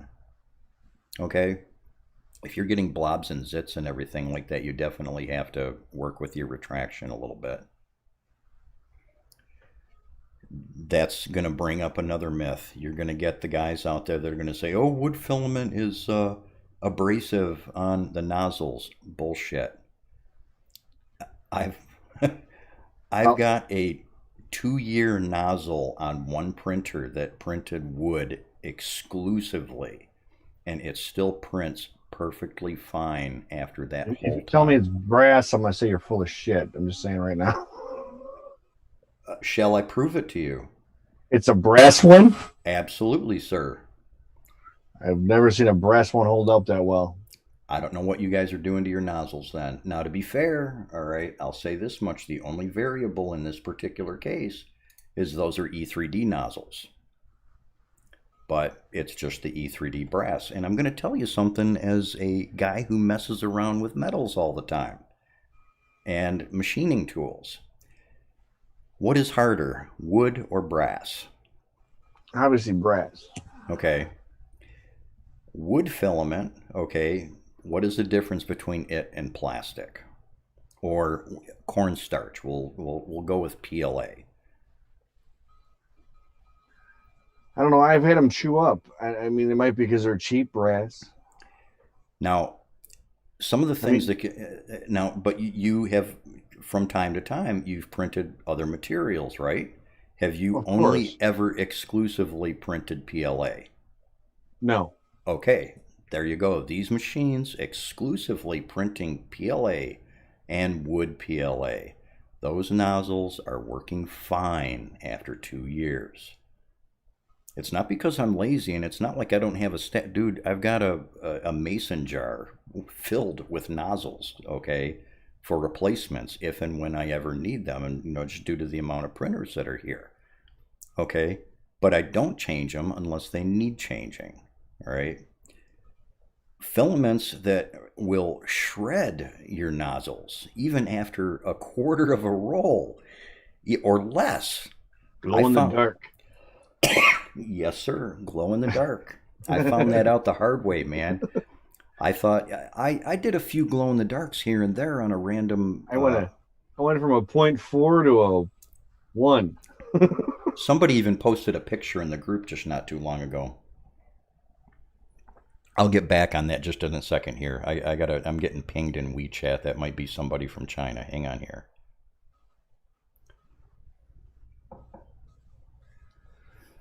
I will say though, okay, ABS, I've had nozzles die. Yeah, that'll tear it up too. Temp and Nylon, and even I kind of detected what I would consider a little bit of change even after PETG and things like that. And these are, lengthy runs of this stuff. But see, keep in mind too, and this brings up another one of my philosophies, okay? Go with it, use it, or not, I don't care. on my regular printers, okay, that I print variable materials, in other words, I don't stick exclusively with PLA. And even when I do stick with PLA, okay, I'm not counting the Prusas and the wood that I had been printing all that time. That was a different story. I change the nozzles every couple of months, whether I think they need them or not, because they're cheap. The nozzles as listed, or some of the same type of nozzles that I listed in the link that I sent earlier, it's also in the mods page on the Nexus. You get them for $1. Okay, why the hell wouldn't you just, for maintenance purposes and things like that, why you're tearing, or you should be tearing your printer apart every once in a while to clean it, to look at it, to make sure everything's happy, to make sure you're not running the risk of shorting thermistors out or other things, inspect PCB boards and things like that. While you're doing it, heat the thing up, take the 2 minutes to heat the thing up and swap the damn nozzle. Don't even give that nozzle that you take out of there a second look. Throw it away. Okay, every month or two, even, or even 3. Okay, how many of those nozzles are you going to go through in a year? 3 or 4? 5 maybe, if you're really rough on them. 6, 7. You spent $8. Okay, and to be fair, the abrasive stuff, was it Amelin? One of the glow-in-the-dark filaments that I got a hold of, literally just with a couple of models, just like you were talking, Taz, I thought this thing went from a pristine virgin to a Cass Avenue, Detroit hooker who had been on the job for 40 years in the course of just 2 frickin' prints. Okay, I blew at this nozzle and it echoed. So I'll be right back. I got to check that real quick. So now that I can get a word in edgewise, let me go back in the chat. Blah, blah, blah, blah, blah. I'll throw down about wood filament and brass nozzles anytime you guys want. Anyhow, as I was saying. Can't hear you. I took my headset off. Go ahead, talk all the shit you want. I'll be back. Jackass. I use Hatchbox exclusively for wood filament because I like the way it works. I've tried other stuff and it's been problematic. Or like I get the weird chunks. I've never had a problem with Hatchbox, so let me catch up with that. 2 files in S3D. I'm not sure how to make a pause in between profiles. That's kind of, I'm not really familiar with S3D. That might actually be Mr. Talkative's domain because he plays with it more than I do. So we'll ask him when he gets back. And then I'm going to thank Zaf337 for answering Taco's thing because, like I said, I couldn't answer any questions. So because someone was just inundating on wood and nozzles for some unknown reason because I called BS on him having the nozzle for 2 years. What he didn't say was that's all he used was wood filament on one printer, which 90% to almost 99% of us aren't going to do because you only have 1 or 2 you can use. You don't have an entire factory floor full of printers to play with. So it will be replacing those nozzles. And for what they cost, I usually buy a couple from Micro Swiss. First, because they were always good to me and took care of me when I had a problem with one of their hot ends. So I always take care of vendors that help you out when they really don't have to. And the other reason is it's pretty good quality. I mean, I think it's really good quality. I mean, if you're looking for something cheaper, the other ones I've seen that work really well is the Triangle Labs ones. They actually do a really good job of machining those. So I'll grab a couple of those on occasion too.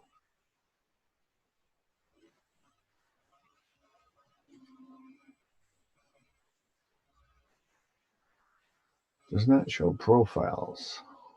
I have 3. Is this the cause? I avoid brass. I get the hardened steel ones. I don't like brass nozzles. I want to say, honestly, brass is a weak material in my mind. I'd rather have the steel ones. Or the bimetal ones are nice. Because you can get a big difference in your prints with a nice nozzle. I mean, take one you've used for, I don't know, a month and swap it out and see how your prints look afterwards on the same exact project and tell me there isn't a difference.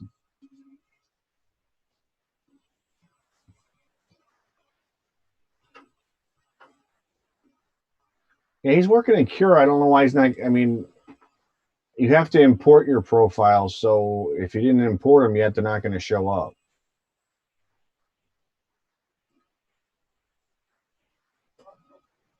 So you actually have to physically import them from the top of the menu, and I have to look at it to even remember what the hell I'm talking about. But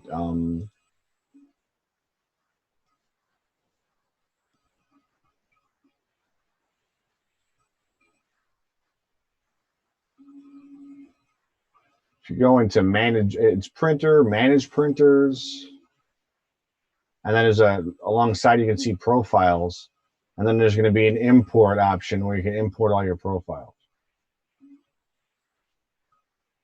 So settings, printers, printer settings, and then you go into profiles, and then there's an import button which you can import all your stuff. And then you just import from the folder that you downloaded that imports all the 3D Nexus profiles that are in there that you got that you downloaded from the site. There'll be a folder in that are profiles. You import those through that.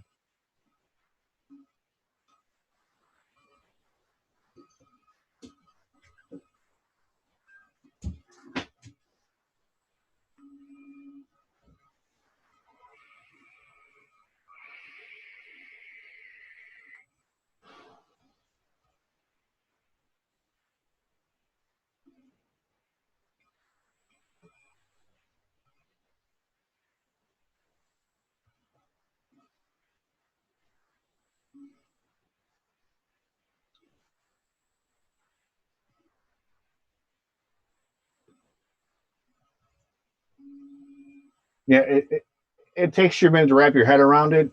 And there's nothing wrong with it. We all had to start somewhere, so don't worry about it, Tacos. It's okay.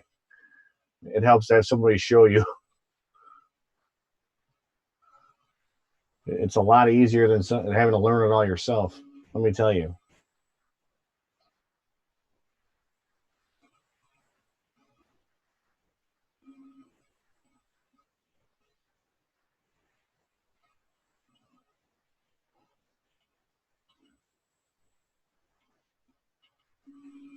Let's see what he'll be here talking when people are asking me questions, but when no one's here asking me, no one's questions asking. Now he's not here. I'm just going to chat with my wife a little bit, unless you guys got a question. She's sitting next to me listening to this, so I usually do better with her because she can talk to anything. I have trouble. I need like feedback. I can talk to comatose people. Right? What's up, Bullis? Or Bullos, sorry. I pronounce everything wrong. So you. I'm back. Sorry about that, folks. No one missed you. It's okay. Yeah, I know. How long have we known each other, Earl? Years. It seems like years, man. Probably about a year, or technically. Yeah.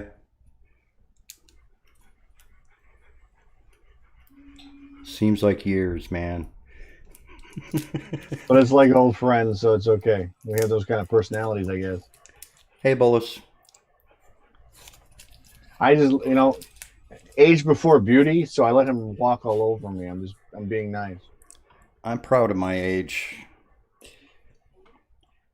I've lived lifetimes in the short time that I have bothered to visit you mortals and Yes. and walk among you. Real quick here, let me get this up. Showing off some prints that people have thrown up on the Discord server. That turned out pretty cool. I like that. That's good to hear for tacos. Hey, for anybody that hasn't, I mean, shameless plug, like, follow, subscribe. If you're on YouTube, you don't know what you're missing by not coming over to Twitch. We can do so much more with... Hey, that's awesome. Let me see if I can get this up real quick, fast enough.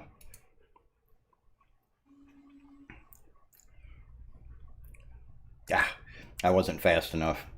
I just re-edited some new screens for some internal purposes here. So we'll get the notifications on all the other screens later. But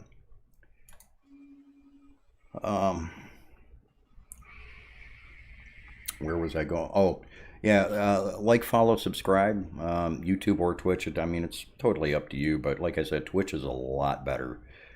We can do a lot more. Notifications are a little bit better, and some of the giveaway features, some of the contests, and some of the games that'll be coming up a little bit later, little fun shit that we'll be able to do. Yeah. Is going to be through Twitch. What are you pointing at, Taz? I have wrong direction because I got turned around because the screen's different. Oh. I put my stuff in chat too. I just didn't have to talk over you. I just chatted under you. Oh, I gotcha. Okay.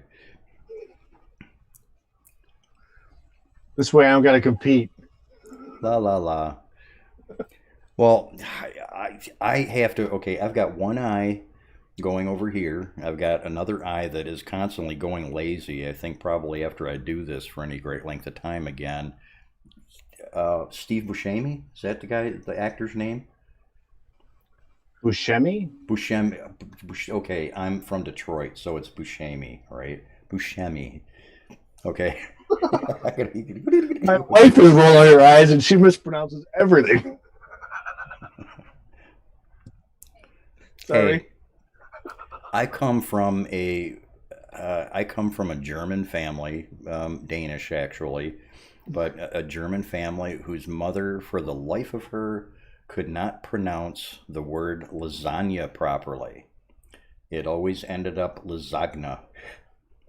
Now, to be fair, and honey, I'm sorry, but you're in Hawaii and I'm here and I can get away with it. I don't have to worry about feeling your wrath right away. My wife is Filipino. And if you've ever watched the comedian Joe Coy, all that shit is true. I'm just going to leave it at that. I mean, I do want to stay in the state that I'm in. Well, we don't really have any other pictures showing up. I'm going to see if people were being snarky and were putting anything up in the general section. Oh, just a word of notice for people. I had a user just a few minutes ago as I was working on the WeChat stuff with some folks in China. The Discord channel that we use for the stream is primarily a show-off Discord channel for like your prints, your help situations during the stream. It's not a support or a help channel while we're offline. We have who runs that, Taz? That was Dread Pirate Roberts. Yeah, there is a Artillery 3D natured Discord channel that these guys are on almost all the time. Taz is a moderator on it. If you can make an invite, throw an invite link up on it so people can already join ahead of you, bro. All right. I got it. Awesome. Yeah, that channel right there, and I'm going to be putting it solid on one of the screens here or in one of the chat commands, so we'll be able to pull it up. But the problem with Discord, still, one of my biggest pet peeves with Discord is those damn invite links. Don't last. Yeah, they don't last, so it's something that's got to be refreshed from time to time. But yes, there does exist a pretty damn active. I haven't even counted how many users are on it. There's quite a few people on it. It's pretty active. There's a lot of banter going back and forth. And you get a fairly decent amount of people that answer the questions appropriately, which is surprising for any forum in my mind. And this isn't a bash to the Discord channel, because this is going to be true for any social media grouping of people. Just from time to time, you're just going to have the same bullshit that you have to deal with in the Discord channel as we do in the Facebook groups. The only place that we can be kind of safe from that is on the community side of the 3D Nexus, because how does Liam Neeson say that? I have a web server. I know where you live. I will find you. And I'll leave it at that. Yeah. So anyways. Oh, where are we anyways right now, time-wise? We've been going for about 2 hours. We pretty much covered all the stuff with Cura. There wasn't a whole lot interesting about Cura 4.6. I still don't see what the big deal. There was a question earlier about S3D. He said something about pausing profiles. I don't know anything about that. Some guy, if this is the same guy on the groups that was asking where he has Ender profiles, I think, a Creality machine, and then he put the artillery profiles in, and it wasn't saving at least what I could gather, because I'm not so sure English was his first language, if this is the same guy we're talking about. He couldn't get the models to stay. I'm not sure what. Like I said, I have to scroll back and see if I can find it. Oh yeah, I wasn't sure what he was asking. In all honesty, I didn't understand it, and that's why I said it's probably more you than me. Well, it's here it is. He has 2 profiles in S3D. He runs consecutively. He wants to run a 30-second pause to occur between the profiles. And what would be the best way to make that happen? And I don't have any clue what that does.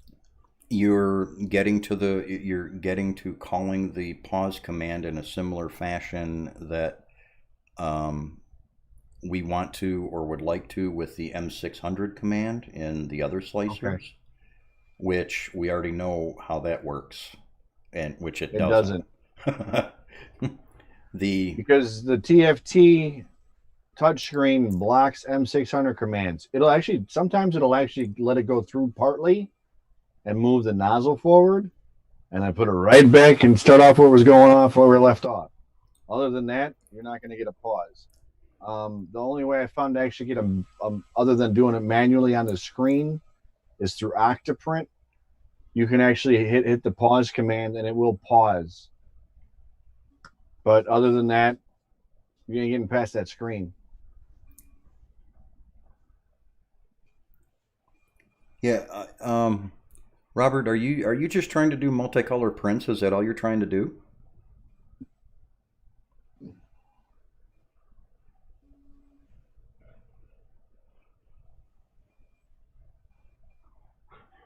You're gonna have to slice 2 separate profiles for that to work right. Yeah. Daily Dose last week. There's already a committed video that I did for Daily Dose, which was specifically directed towards and at doing multicolor prints with Simplify 3D. If that's kind of what you're going after, that's already, you can go to whether it be on YouTube or look it up in the Twitch video list, and you'll be able to tell which one it is. Let me grab this real quick. Whoops. I blotted Taz out.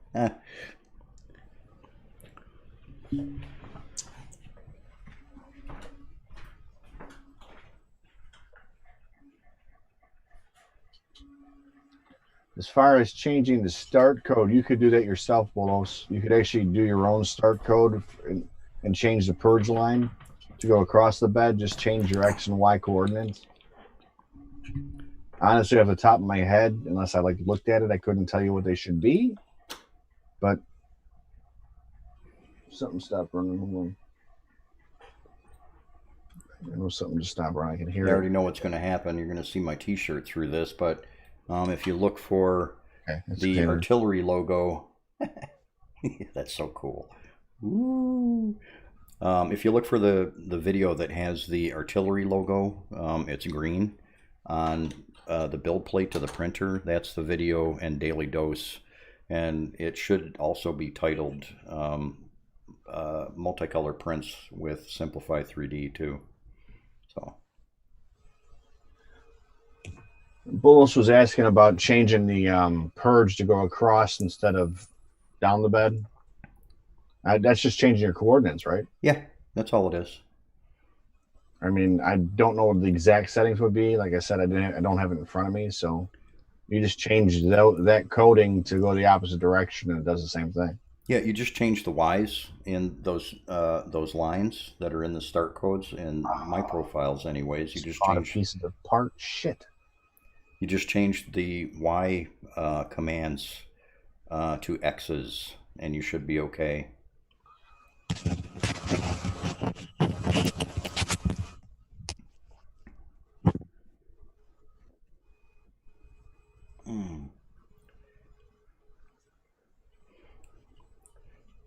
Real quick, in the interim, I'm going to pull the leaderboard up real quick. Give everybody a little peek where everybody's at right now.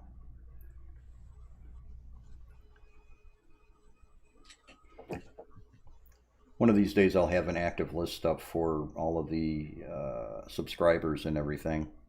I've had a few requests lately asking if I do a Patreon or something like that. Guys, I don't want to do a Patreon. I don't do this for money or anything like that. You know, the people who have been donating and stuff like that, it's all going right back to this. I don't have any complaints. I'm not going to say no either, but I don't want to deal with Patreon because that's there's going to be times when it's like earlier this week. This brings up another subject. I missed the scheduled Monday and Wednesday streams that I wanted to do earlier this week because I had some other issues that I was dealing with, and I forgot that I left the schedule up and active. So I apologize for that. But in the case of something like that, if I had a Patreon thing going, if for some, if real life happened or whatever, I'd still feel shitty about it if all of a sudden for a week I couldn't do something,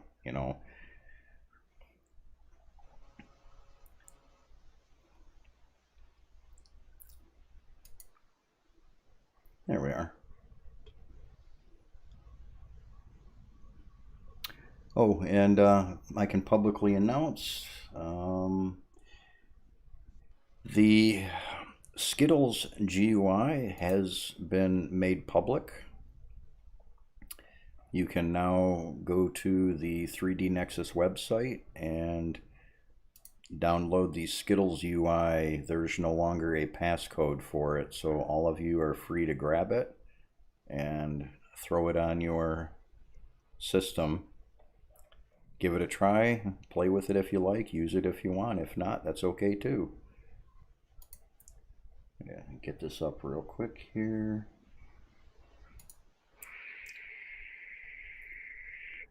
There we go.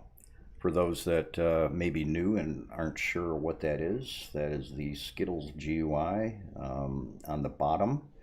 There's a couple of teaser images for it right there.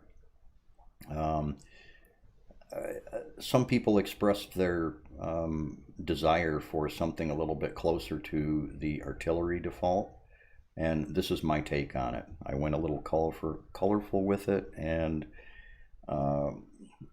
my style anyways. I made the buttons a little bit more three-dimensional, but the colors are there, and it's just a basic white and happy taste the rainbow color selection right there.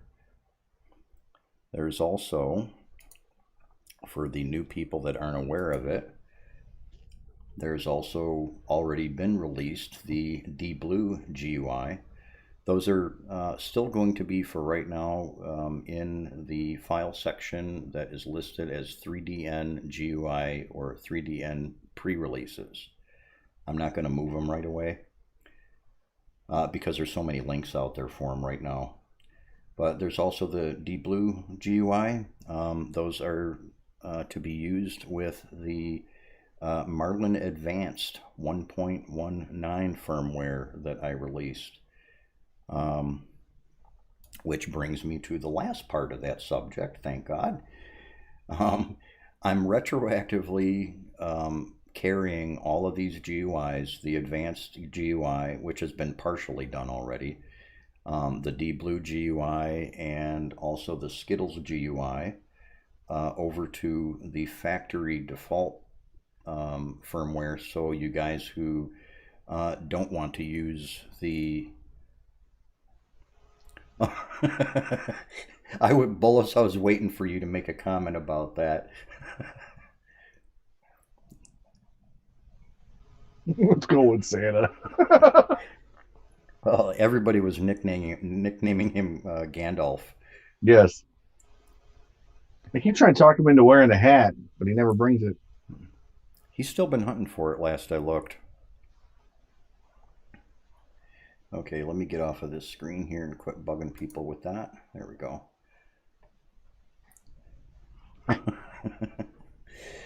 Yeah, he was munching grapes last week. See, when I sneak away and things like that, it's usually grape guy. Call him Grape Ape. When I sneak away, it's usually I don't have the social media on the studio computers back here. This is where all of the 3D modeling design work and everything. There's a lot of proprietary work that goes on back here. So I don't have any of the social media on it on purpose. But I get pinged from time to time from China, people from Artillery, some other companies. Oh, thanks for the follow there. It's Falcon Spy.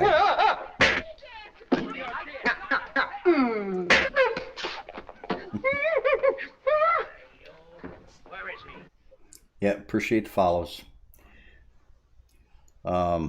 Yeah, anyways. Oh,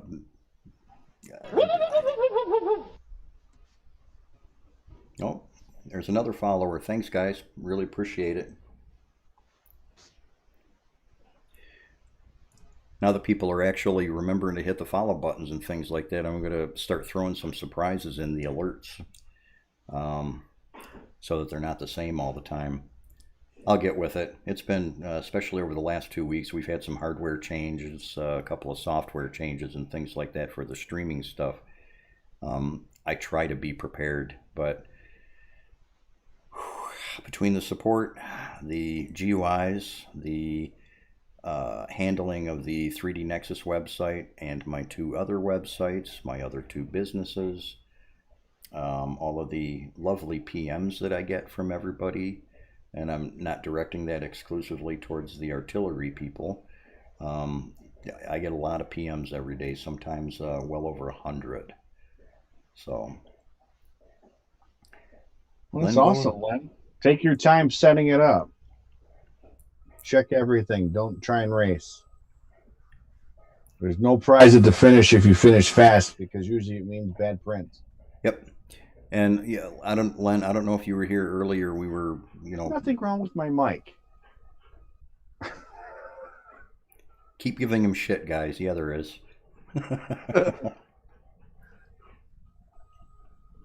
The main or primary topic of this stream, earlier in the stream, you can go back and review it if you want. We were talking about the pitfalls of being new and waltzing into, say, the Facebook groups and some of the other places that are out there cropping up now, and being directed or being made to felt that you need to modify the printer or you need to upgrade the printer to get good prints out the door. You do not. These printers are fully capable of producing great prints stock. And I'm writing a really big article and presentation on that that's going to be released in the next few days. That's going to cover a lot of things in depth. There's going to be a lot of reading there, but it's all going to be hopefully what I feel is going to be useful information for you guys. But being new, okay, I'll point out to you, I'll throw that image up real quick right there. That's a really small sampling of prints that are done on a stock printer.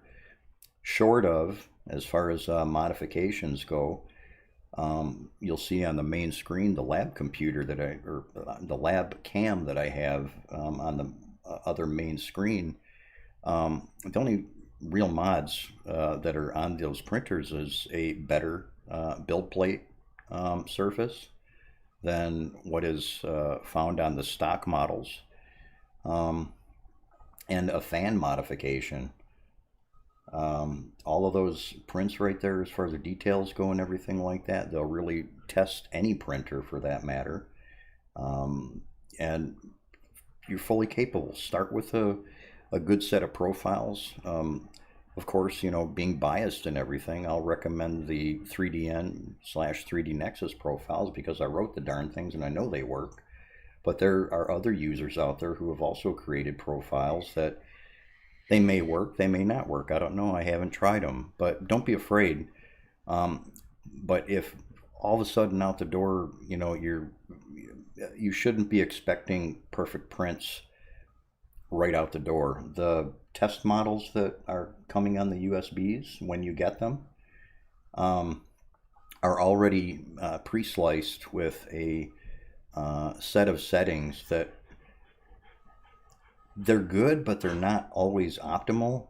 The last batch that I've been paying attention to, they've been running the stuff really hot. Yeah, they run the bed at like 80. Yeah, which is way too high. So, if you decide you want to start digging into what makes these profiles tick and things like that, take your time. Take a known good working profile that you have printed well with after you've assembled your printer and done the little bit of tuning that you do need to do and the things you need to watch for. Start exploring with those.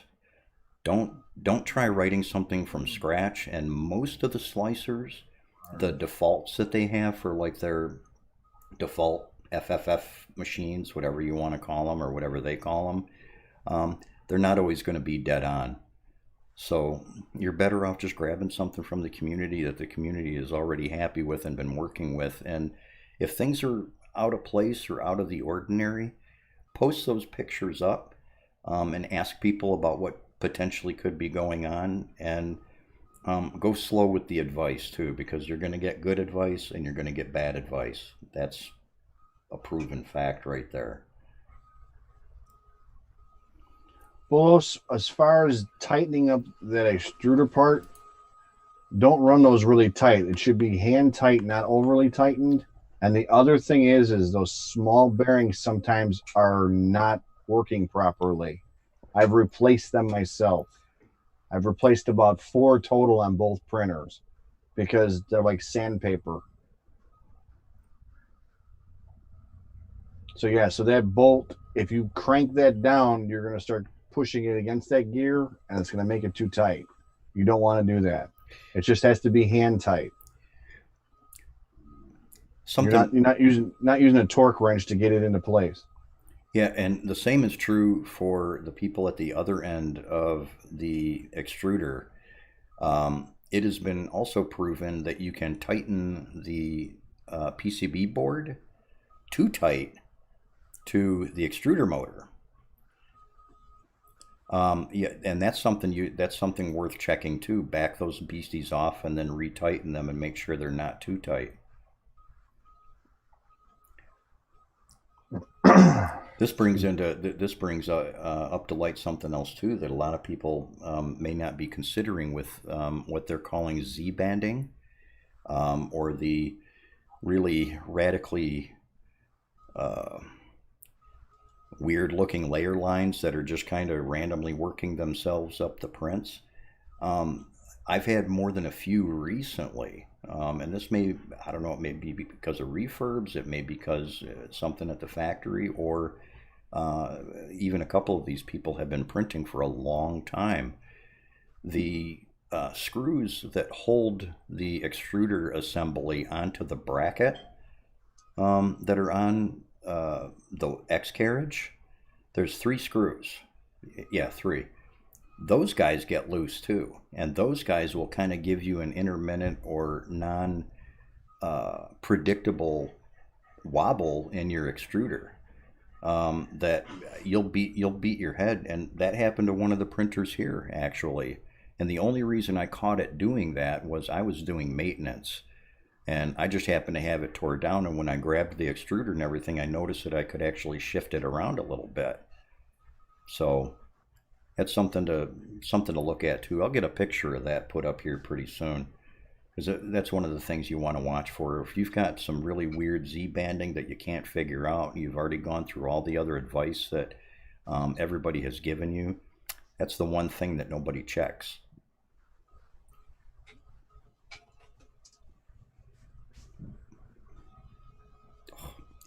There's WeChat again.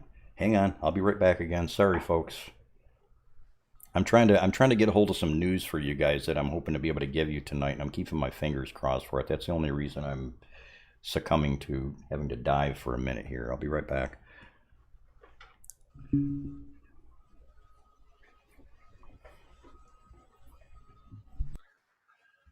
Yeah, you don't want them too tight, because too tight's going to bind stuff there, Len. It just needs to be hand tight. You're not ratcheting anything down. And when you do the eccentric wheels and you're checking those, the best way to do it is like hold your carriage still, and if you can push the wheel with your finger and they move, they're properly tightened. Now, if it's rolling freely, no, it's not properly tightened. You have to have a little bit of force, and if it just enough to push it and make it roll, that's the proper tight. As long as it's not wiggling. And the bed's the same way. The bed, if you can do any of this or this, you need to tighten the eccentrics up so they just grab. Those are the big things to keep an eye on with, especially with Cartesian printers.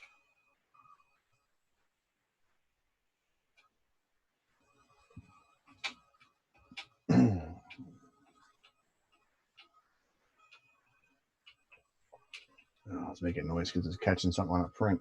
Sorry, gotta look at something. What's up, James? How you doing?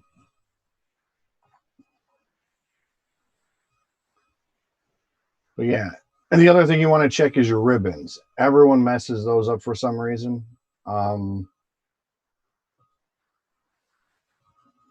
Make sure they're flush. Make sure they stay in place. Tip I say for it is use the bookbinding black tape that comes in your kit, and just tape them off on the front. That way it's removable and they don't move when you're playing. Thank you.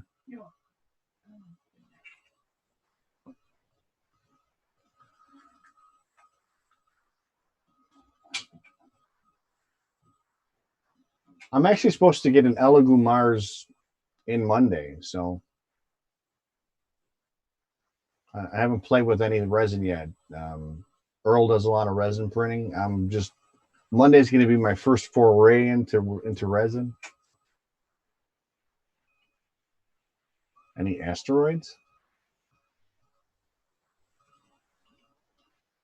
I'm not sure.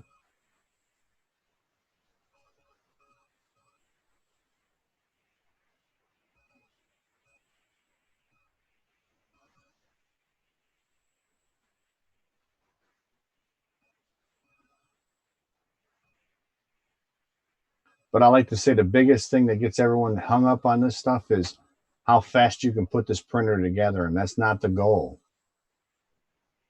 Your goal is to have your first best print ever without trying. So taking your time and, oh, okay, any asteroids. I get it now. Sorry, I'm slow today. I've got like 4 different backgrounds and I forget which one's up.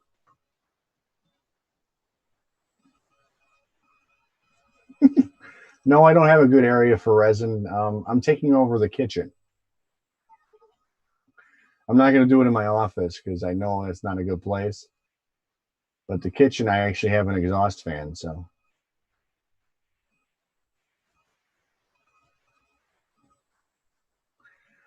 I always think of safety third there. I don't know. I'm safety third works for me. I mean, I have all the protective gear and stuff that I need for it. So yeah, I got a vent that goes outside. It just so happens that's where I have one of those indoor air conditioners, and I have a fan that actually works and draws on it. So I figured that'd be a good spot to put it for now until I can find a better place for it.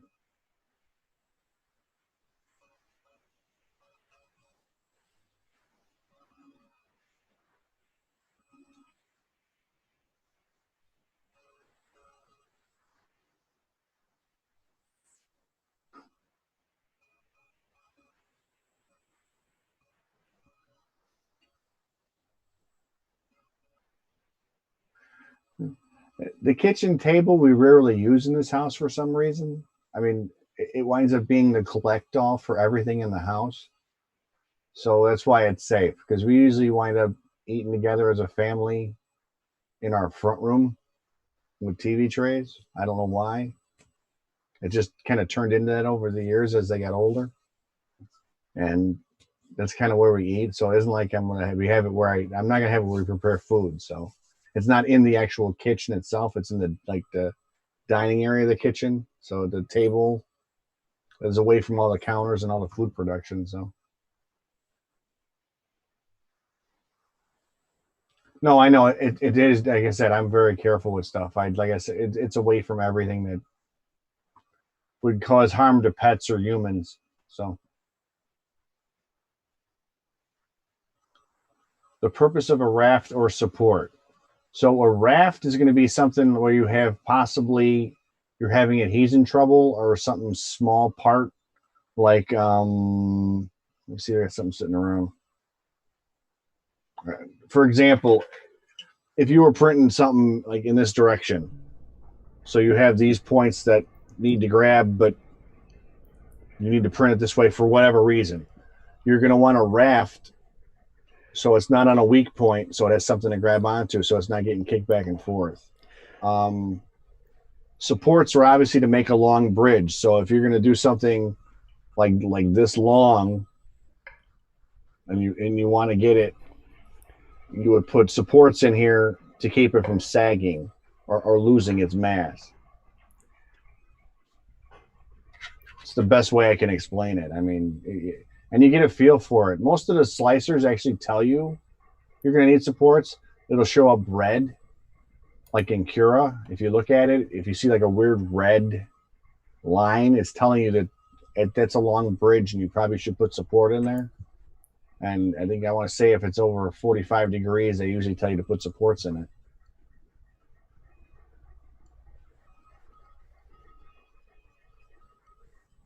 Chat looks interesting.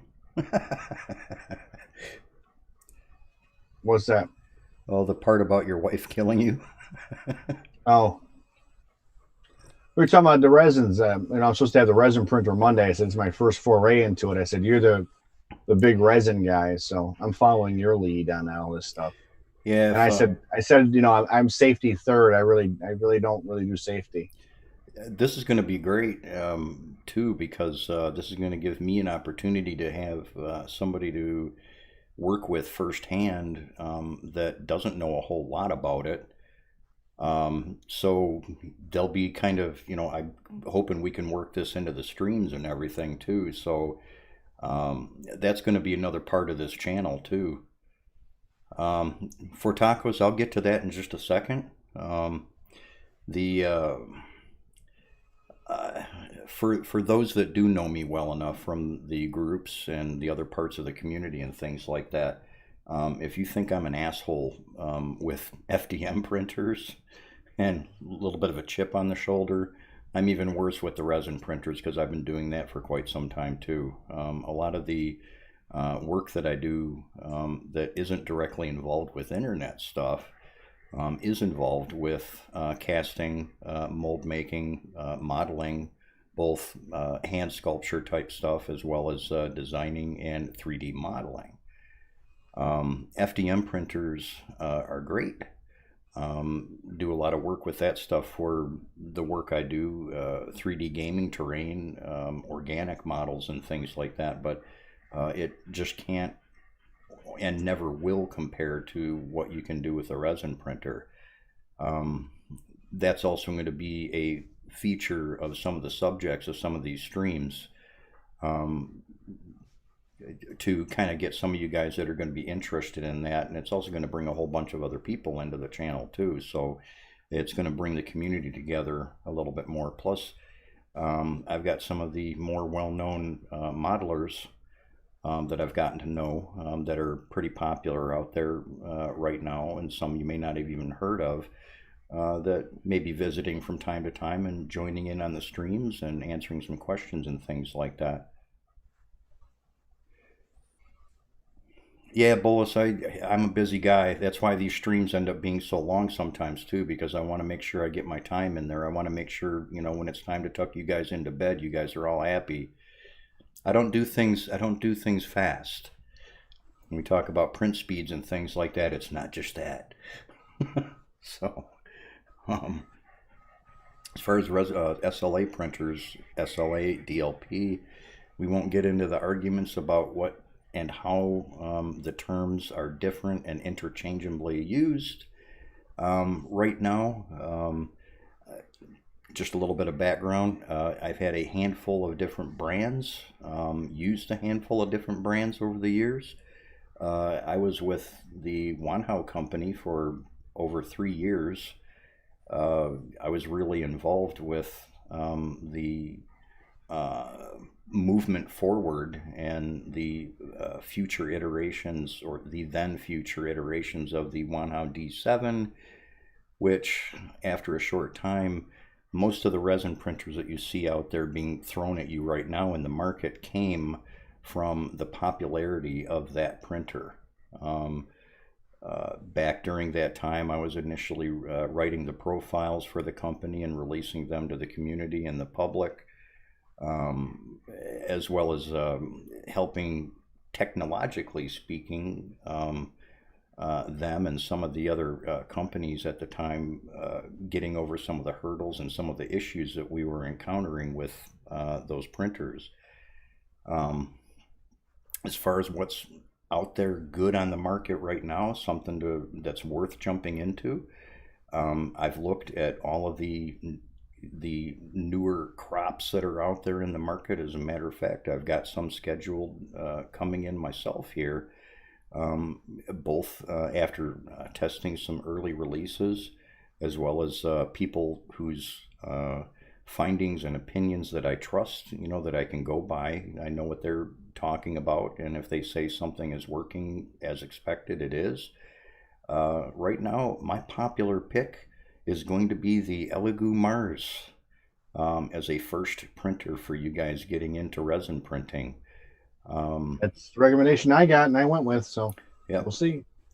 I'm gonna, and shortly I'll also have a beginning informational section, just like I do with the FDM stuff, up on the 3D Nexus. That's another thing I've been working on this week. At any given point in time, there's probably about 10 or 15 projects I'm multitasking on, and that's why you see these dark circles all the time and I look tired a lot. I will get a break eventually. Eventually it'll be just me printing for a little while and hopping into these happy streams. I won't be leaving as much. Bolos won't be bitching, and so on and so forth. Yeah, Bolos, they have a pro model and it's really hard to get a hold of. Yeah, it is. However, I'm going to point out people that have been using and have seen, and I've looked at the print quality between both the Pro and the standard Elegoo Mars. They're both pretty much the same. They've made some refinements to the Pro, and I've been told by someone who I consider reputable that most of the changes that they made that became necessary, they rolled back or made to the standard model anyways. And the type of model work that I do, um, yeah, a lot of it is involved with miniatures and things like that, but I also do jewelry. I also do archaeological type reconstruction and design of, stuff. So really super high detail stuff and everything. And uh, being able to reproduce that through a resin printer for casting is really super important to me. Yeah, I know you will, Bullis. I love you anyways, dude. It's all right. You wouldn't be you if you weren't you, and I wouldn't be me if I wouldn't be me. I'll try to get Gandalf back for us next week too. I should give you guys his like email address or his Facebook link and stuff like that, so you guys can give him some shit.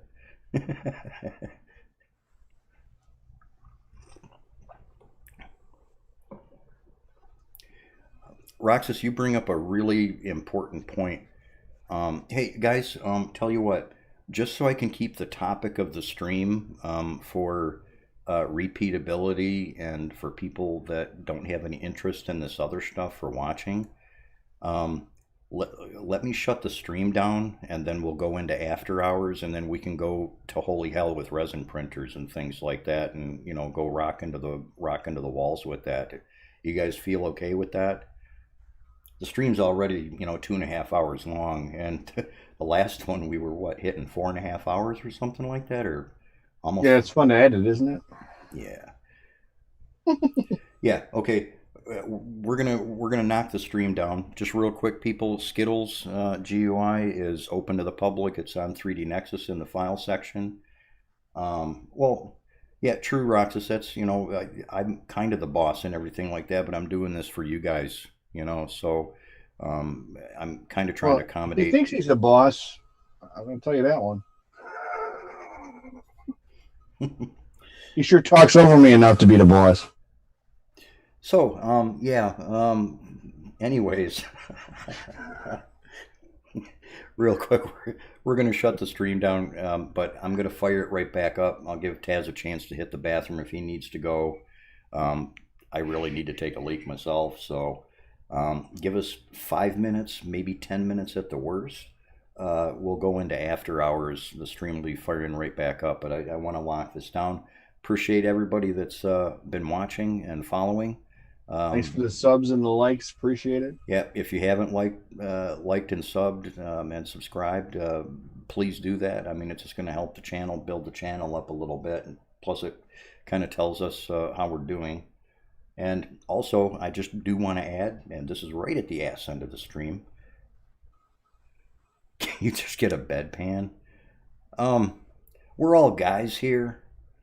Thought about a water bottle, but Yeah, I was just gonna say we're all guys here, and how many of you guys, because of this quarantine shit we got going on right now, how many of you guys? And I just posted this on Facebook earlier this week, or I think it was today or yesterday. I asked everybody. I just threw a question out there. It's like, how many of you guys now, after this month and a half of quarantine, are starting to resemble the internet gamer memes? And if you're not sure what I mean by that, just go ahead and Google gamer meme or fat gamer meme, and we'll go from there. anyhow, moving on to the next feed. Yeah. Hey everybody, thanks for watching.